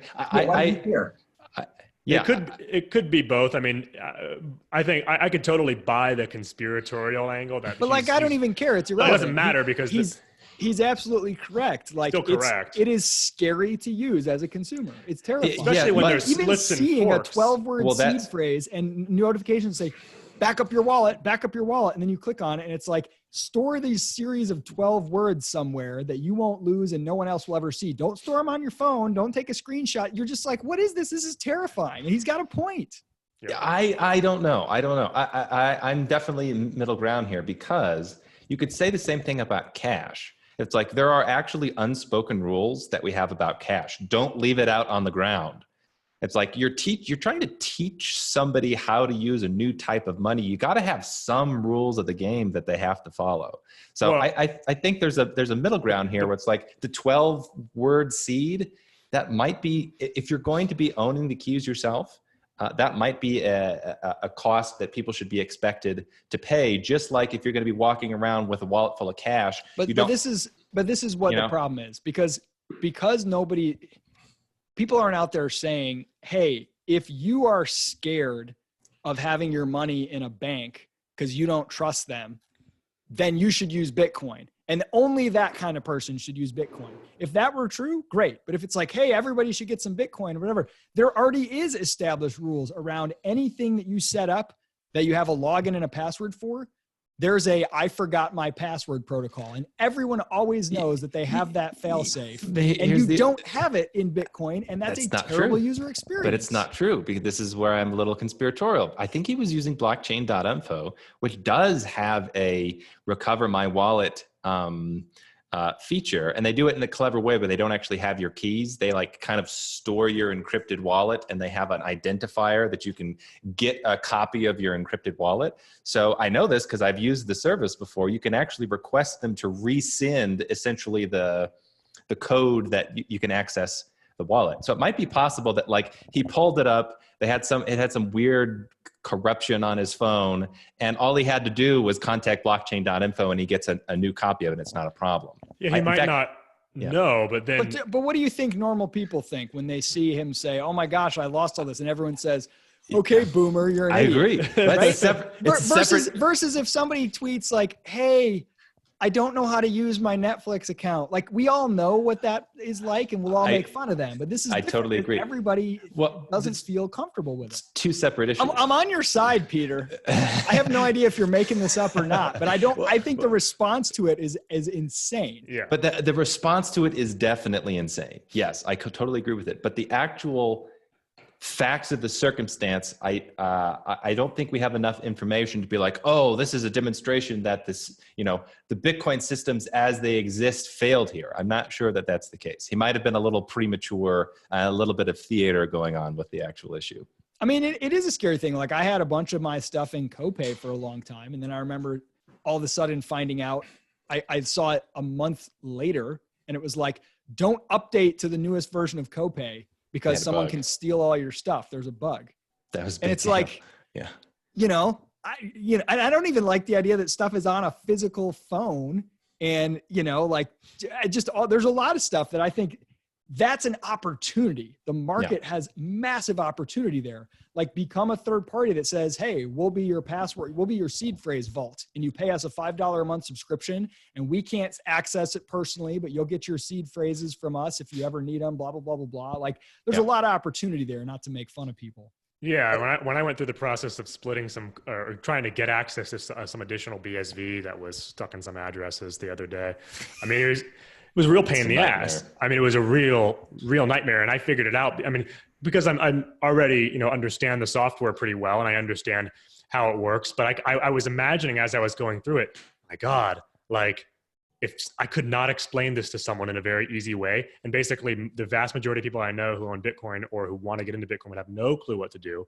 And then I got stuck at one little point, just because the derivation path on the wallet that I was using was slightly different than the derivation path on another one. And I had to go to all these different third-party tools. Like, there's this tool by Ian Coleman, I think it is, and you go and you can put your seed phrase in, and from that, with selecting some other stuff, you can derive the private keys to individual addresses. But it can give you up to like 10,000 different addresses. So then I'm like Control-Fing on the screen, going through like a list of 10,000 addresses to find the exact one. See, and this is where both Kim.com on the one side and a lot of the BSV stuff on the other side get me really excited. The idea of, look, at the ideal state, most of the time, most people interacting with this don't even know they're interacting with it. Yeah. They're using some utility that's valuable to them, and they don't know or care that it's on the blockchain, and they don't have to go look up GitHub commits in order to, do something. Yeah. All right. What did we miss? We got a few more minutes left here. There was actually a cool moment where Connor Murray from Bitcoin Beyond wrote an article on CoinGeek called "Peter Schiff Expresses Mindless Rhetoric of BTC Backers." Peter Schiff actually shouted it out, shared it, and he says, "Finally, a non-biased article. Just about all the others accuse me of losing or forgetting my password or just staging the entire thing as a publicity stunt." Maybe he'll be on Twitch soon. You might be on Twitch soon, man. That's what I'm trying to say. That's all I'm trying to say. Not only is he going to be on Twitch, but we're gonna have a chess move for your Kim.com. We're gonna upload all of That's So Raven episodes to the blockchain. Game over. That's a crime, TK. Yeah, TK, you're gonna go to Thai jail. All right, guys. Will this to talk to That's So Raven? Will this Craig Wright book come out and be a big revelation and a big deal? I don't know anything about it. No comment. Wait, you guys afraid of getting sued? No comment of any kind? Well, so I have two working. I'll talk about this book. I have two working theories. One is that it's purely a marketing publicity stunt on behalf of the publishers, the authors, whatever. But before, no one was really interested in this book or creating a lot of buzz apart from people in the BSV community. Calvin had been saying that it's going to vindicate Craig.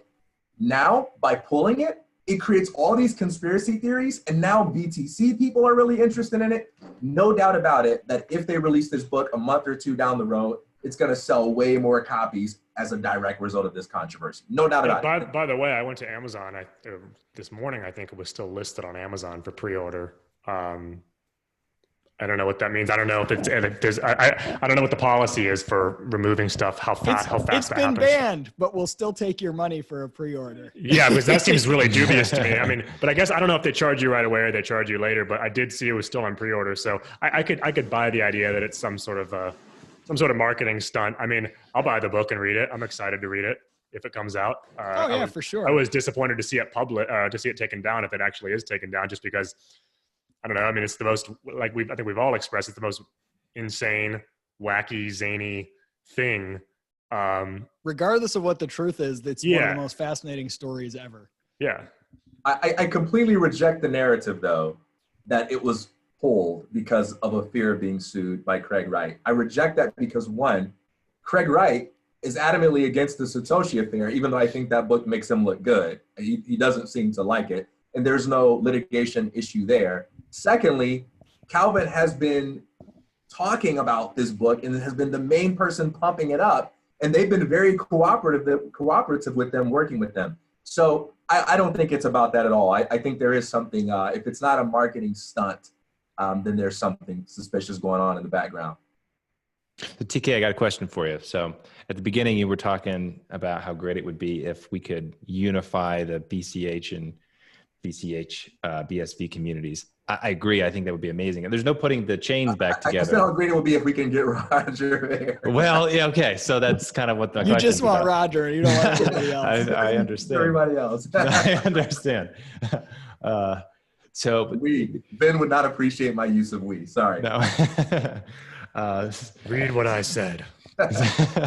So here's the question. The way I'm looking at it, I get to say that if BCH fails and Roger can't do what I think he's in the process of doing, and if he fails in cleaning up some of the mess that's currently in the Bitcoin Cash community, I'm okay saying, look, BSV is going to be the big block Bitcoin that'll take over. And like, I have problems with the talk about confiscation and the antics around Craig Wright, but I still fundamentally, BSV is probably the coin that has the best shot. Would you say the same thing about BCH? Like if in 2020 we don't see big things happen on BSV and maybe we get that confiscation problem, there's a hard fork upgrade and there's some bugs and there's funny business, is there some level of failure on BSV in which you think, okay, well, this project failed, now I'm going to go to the other big block Bitcoin, BCH? Sure. So, something that I think I might have said in that first conversation is that there's the Bitcoin battle where the different blockchains are fighting with each other to see who's going to be the last man standing. But then there's the battle against fiat, the battle with the broader world, right? And I do believe that Bitcoin Cash is superior to fiat. And I wake up every day and I work hard for fiat, even though I criticize all the flaws that it has. If you want to pay me in fiat currency, man, I'm not the type of dude to turn that down because of the arguments I can make against its inefficiencies, right? So if I wake up in a world where Bitcoin Cash is the kind of money that we have, I will not only accept it as payment for the services I offer, but I will consider myself to be richer as a result of it, even though I don't hold Bitcoin Cash, because if Bitcoin succeeds, that means there are people who are not even playing in the economic game right now that get to contribute to making all of our lives better.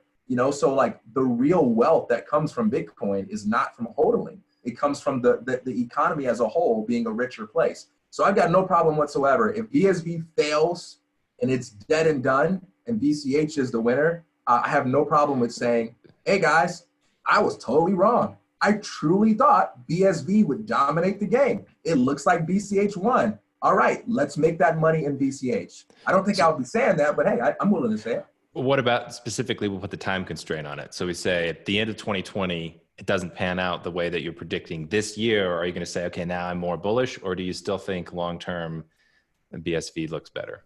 At the end of 2020, I'm going to say, read what I actually said. No. so my, as I stated earlier, my prediction for 2020 is that I think we're going to see an increase, a steady increase in transaction volume on BSV. We're going to see a steady increase in on-chain application development, and we're going to see an increase in hash power. I expect to see those things by the end of 2020. And if BSV moves backwards in 2020, let's say it's not destroyed, but it moves backwards or seems to stall, that would be concerning. I guess like with any concern in life, I have to kind of know what the reasons are in order for me to know what my reaction will be. It's kind of like telling me if I walk into my home and a pair of shoes are stolen. I'm concerned no matter what, but there's an explanation for that makes me fear for my life. And there's an explanation for that makes me not so paranoid. I just need to change the locks. So I'd like to see what the reasons are, but I'd be definitely concerned about BSV if those predictions don't turn true. I fully expect those things to happen in 2020. Hey TK, you are holding one BCH. Remember, I set aside a wallet for you for That's right. if Oh, BCH wins. Derek has tainted you now. You're impure, man. I've got one. It's basically in a trust. Yeah, So- it's in a trust that you'll get. Well- you have the private keys, but only if I die, and they'll be delivered via a die mysterious death. And only the public addresses. Well, fortunately, Well, I don't know. See, okay, so regarding the fortunately, public Peter address, Schiff let us know that you won't be able to access it even if you do everything. It's going to break. regarding Does that answer the your question, though? public I don't want to seem like I'm running from anything. Yeah, no, I think that's a good answer. public addresses thing, I saw a lot of people laughing about that, saying, "Oh, like he only has the public addresses," and I have no idea. I mean, my answer to all of this stuff is like, I think it's a totally legitimate thing to try, if you have them, to not want to reveal them in court. Oh, sure. Even if you've said you want to reveal them in court, like when it comes to brass tacks, it may be like, well, I don't really want to do that. So I try not to laugh at any of the things that look like, oh, look at that, because I feel like I try to put myself in the shoes. Like, it's very easy to laugh if you're not putting yourself in the shoes of someone who might have that fortune. Yeah. Or if even half the stuff Craig says is true about what happened in the early days of Bitcoin, or the mystery and the potentially danger around that stuff, I tend to think, well, yeah, I might act crazy too, or weird too. Yeah. So I always who try to knows? have like a rule of thumb on sort of things that you see going on in social media, conversations, revelations, whatever, that whatever the easiest response is for my own reputation or peace of mind, I should pause that for a second and make sure that I don't have that response just because it's the easiest response. Like, the easiest response is usually dangerous and can lead you astray. And like, when it's easiest to say, haha, total joke, fraud, like, hold up a second, let's just give it a minute. Doesn't mean everything has equal weight, but I think there's a danger in following what's easiest to do. And you can sort of like start to lose the logic. Like, if you step back and ask yourself, like, why would this person do this? Right. More questions than answers come up. The problem with this whole Craig Wright thing is there's literally no scenario that I've imagined that is really easy to believe. They're all difficult to believe, him not being Satoshi, him being Satoshi, him being part of Satoshi. There's so many things that have happened that make every one of those a challenge to a simple story that I think you can't dismiss any of them out of hand. Well, I think it's dangerous to be invested in the idea that Craig is either Satoshi and is going to 100% move those coins. And I think it's dangerous to be invested in the idea that he's a fraud. I'm not personally like I'm not going to like necessarily feel this deep sense of satisfaction to see one outcome or another. I mean, I do think the entertainment value and the shock value, and I always like I do prioritize that to someone of someone like him actually having created Bitcoin, like a very foul-mouthed like Australian who's talking about throwing people in Thai prison and saying these things that are very like totally anathema to like the crypto anarchist philosophy that emerged around Bitcoin. Even if that's scary to me, I can acknowledge the humor in that. So I don't know. I mean, I guess, I'm not invested in one or the other. I'd like to see how it plays out. Right now, I'm just looking at things from an economic perspective and trying to, and how I evaluate like BSV, not so much just whether or not he has the keys or not. I mean, yeah, this is similar to when people were trying to predict Calvin's actions based on a $10 million swing either way. Like in the story in which Craig does have access to these keys, he might be presented with the following option: say a bunch of crazy things and be mocked online, and maybe lose a court case and maybe even spend a couple years in jail, and inherit 1 million BTC, BCH, and BSV, or like prove something and gain that reputation online and lose half of your Bitcoin fortune, but you've gained the respect of the online Twitter community. So, and then of course, a million different options in between. But it seems to me that is definitely a possible explanation for the crazy and erratic behavior, is because if you're actually sitting on a gold mine, it's okay if people call you names, and it's even okay if you lose a couple of court cases. You know what? We're going to have to do another video where all we talk about is conspiracy theories in the world of Bitcoin. Oh man, I wanted to piggyback on that and say something about Craig as well. All right, go ahead. Let's bring it home in the next couple minutes here. Oh, I man. want my lawyer present in all videos we do about this discussion. Well, you know, like in a competitive game, like you think about something like MMA, there's great wisdom in misleading your opponent about your true potential, right? You are in the best position to compete if your opponent underestimates you. Yeah. You don't want them to properly estimate you, but you want your true strengths to appear weaker than they actually are. Like that's how you win an MMA fight or a boxing match or whatever. And I think everyone just sort of supposes that if Craig has the keys, the smartest thing for him to do would be to sign or prove it. And then everyone who promises to believe him will just be nice about the whole thing and they'll believe him. That we should truly trust the purity of all of those who say, we promise to take you seriously if you use the Satoshi keys. And I think that's a very naive belief to have, because anyone who's ever been on the winning side of an argument knows that being on the right position is not the same thing as being liked by people, right? People can say, all right, fine. Steve can vouch for that. Yeah, I can vouch for that. It's very easy for people to say, fine, you've proven your point, but I hate you anyway, right? I want to punch you in the face anyway. It doesn't mean that people are just going to be nice and play fair.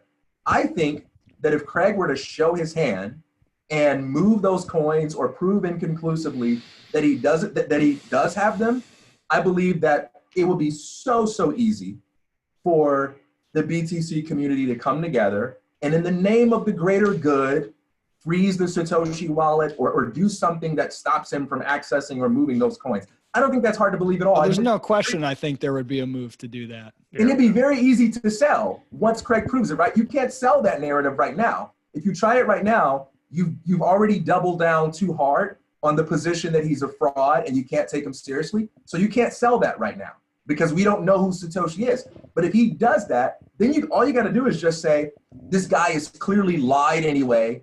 You know, why did it take so long for him to do it? If he was clearly a good person, he would have just been straightforward with us. Convince people to just conspire with that. The crypto community has already proven that it comes together faster over Craig Wright than anything else in the world. They can shut him down. I say Craig has nothing to gain if he has those keys by moving any coins right now. He's got to be very selective and strategic about how he does that. So one thing going in Craig's favor here, that also Phil Wilson talks about in his story, which I find persuasive, is that people at a very high level actually operate differently than those at a let's say, if you're talking about people operating at a 10, they operate very differently as those operating in a 7 and an 8. So people that are operating in a 7 and an 8 are looking for the prestige of their peers. They view, like, there's a million parallels in academia here, in a million different areas of thought, but let's take mathematics because that's the one I always like to talk about. Mathematicians are very interested in impressing other mathematicians, their peers. There's like a social hierarchy, and their psychology gains a lot of fulfillment by working their way up that very insular social hierarchy. You see it in the martial arts, you see it everywhere. That's the phenomenon. However, when you get to top levels, people have enough knowledge to realize that people in that social hierarchy are generally a bunch of idiots that have no idea about what they're talking about. They don't even understand the fundamentals of their own domain in general. True in philosophy, multiple areas of thought, and I think the same thing probably in Bitcoin. This is like in Phil's story, there's a little bit where he talks about how, you know, the cryptographers had already kind of concluded that Bitcoin was effectively impossible. And so when Bitcoin comes out, or, you know, decentralized. If you want to be liked by the experts in cryptography, you publish a paper saying why it's impossible. Right? Exactly. And to be liked by the Royal Society, you publish a paper that manned flight is not possible. You know. Exactly. And Phil talks about this and strategically how to try to overcome this social bias, because he needed some of the work, the technical work maybe, and the enthusiasm of the cryptography community. But how do you get them to take seriously an idea that kind of would imply that all these cryptographers and mathematicians are doofuses that can't solve problems that this other person can solve? So this might be the story that could be playing out with Craig Wright as well, is when he is evaluating the cryptocurrency community, he's like, I don't give a shit about their opinion because they don't understand anything. I'm actually the one who understands what's going on, and I have 1 million Bitcoin. And so that could be a possible explanation for all this behavior. it's harder to take that explanation because of how often Craig has appeared very desperate to let you know how many degrees he has. Or I to agree. like there's a part of him that seems desperate to be approved by like the status quo, the experts, you know, and then there's this other part of him that's like, I don't care what all of you think of me. And it's hard to tell what's I going know. on. If he was consistent, this is one of the reasons I like Phil's story. If Phil is damn consistent and has not wavered, Phil Wilson, his story. Phil's story makes a lot of sense. Yeah, on a lot of things. he's like, I don't. He's not looking for prestige. He's not looking for respect. He might not even be looking for money or anything like that. He's just putting the ideas out there. Versus Craig, he gets some flavor of that, especially in the early 2015 days or so when he was coming out. It was like, oh, this dude who is speaking as if he has enough knowledge to disregard the bad opinions of experts. But then he starts with the wheelbarrow of degrees and diplomas, and it's like, oh, maybe he's actually just trying to win the prestige game. Okay, wait. So I don't see an inconsistency. Here's why. So first, so first, I'll use another sports analogy. Babe Ruth. You all remember the infamous story about how he points out to center field, right, and then he hits a home run. We wouldn't talk about that story if he just hits the It was home. right field, but anyway, go ahead. Yeah, if he just hits the home run, that's not so interesting. What's interesting is that he called it beforehand, right? There's something about talking smack and saying, you know, like when Larry Bird is being guarded by Chuck Person, he says, I'm going to go to that corner, I'm going to shoot the three, and you're not going to be able to do anything about it. And then he does it. That's the thing that makes Chuck Person's tell the story. It's so interesting. If he just hits the three, it's not interesting. So there's something to be said about talking a little smack, like the MMA fight model, before you knock the guy out, saying you're going to knock him out, and then actually doing what you said. The second thing is there's a power play that's being made when people say, prove it. But Right? hold on. Is he trying to be underestimated, or is he trying to talk a bunch of smack? Is he trying to doesn't care what people think, or does he want people to know that he's great? Like there's too many conflicting. So here's the answer. And even on the underestimated thing, if you want your opponent to think you're crazy, that's one thing. You do a little crazy. But if you do so much crazy that your friends and family and the teammates don't trust you anymore, then you're doing more than just, you know. And there's a difference between talking smack and talking gibberish. And sometimes Craig goes into the talking gibberish domain. So there's so many competing things. One, he's trying to hype himself up and talk smack. Two, he's trying to be underestimated. Three, he's talking crazy on purpose. Four, he really knows what he's talking about, and we can all see how smart. Like, it's very hard to parse what's happening. I can explain this. There are multiple Craig Wrights inside that guy, I think. Look, he's like Conor McGregor, man. So there was an MMA fight where, you know how like they have those pre-conferences, right? Conor McGregor says, I'm gonna knock his little head off, and the other fighter says, come do it right now. The whole crowd screams. The guy says, if you can knock my head off, come do it right now. Right? And then Conor seems to contradict himself. He doesn't go knock the guy out. He behaves himself very mannerly. The crowd is screaming for him to go prove his words. And Conor knows, if I try to prove it in the way that everyone else wants me to prove it, I'm going to lose my opportunity to do it in the ring, where that's the only victory that truly matters. So one, it is very important to me that I talk smack. It is very important to me that I be respected and seen as this powerful person. But it's also very important to me that I don't play other people's power game of submitting to their prove it the way that I want you to prove it. Jump when I say jump. And you build hype and you make the victory better, and you have people say, see, he can't prove it, and underestimate you in that way. Yeah, there is a game you like did all three of those things in one swoop. We can put it succinctly by saying this. If Craig is trying to win the I want everybody to believe I'm Satoshi game, he clearly seems to be losing that one.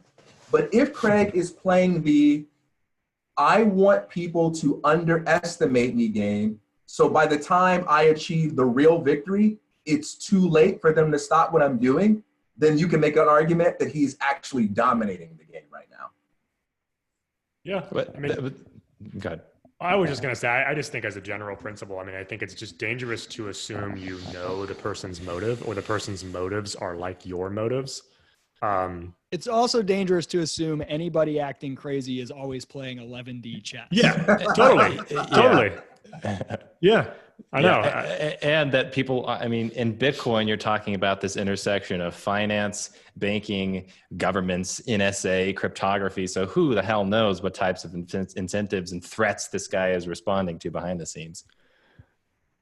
I think it's entirely possible that like people can also get crazier over time, given pressure, given increased power or decreased power, given circumstances. And so like Craig seems more scattered when you hear him talk now than a couple years ago. And I think there's, you know, accounting for that. Like, let's say people are like, oh, well, look how inconsistent this is with, you know, whoever wrote the white paper.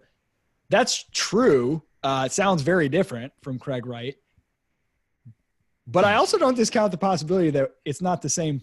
You know, Craig Wright is not the same Craig Wright as he was either over time, or whoever else is involved. Like, people can kind of get wild. I mean, look at you see this a lot with professional athletes. Look at Antonio Brown. Look at you've seen guys that achieve an apex and then they literally lose it. Mike Tyson. Antonio Brown is like locked up in his house right now with police outside. Right. Like, look at Mike Tyson, but like early Mike Tyson versus late career Mike Tyson. Right. So like that's on the table as well. There's a lot of things on the table. And if he really is Satoshi, what he's been through in the past 5 years is unlike what any of us have ever experienced. You probably, like, I would say the likelihood is extremely high that you're going to have a very different demeanor.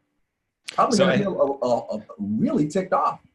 I think this means that our next conversation should be devoted to the analysis of the Craig Wright enigma and other various conspiracy theories. We should talk about the probabilities of various conspiracy theories around Craig, Satoshi, Blockstream. There's plenty of Blockstream's like not even probability tether, anymore at this market point. manipulation. There's so many things that have a non-zero probability of being true that would sound kind of crazy. And someday in retrospect, whether the truth comes out of all these things or not, I think amidst all of the things that appear exactly as they are, there is a ton of shadiness in the crypto space all over the place. It's just hard to tell what it is. So that's a great topic for next time. Anybody want to throw in a final thought on has your bullishness or bearishness on your preferred version of Big Block Bitcoin changed since our last meeting? It seems like everyone's kind of roughly the same as where they were then.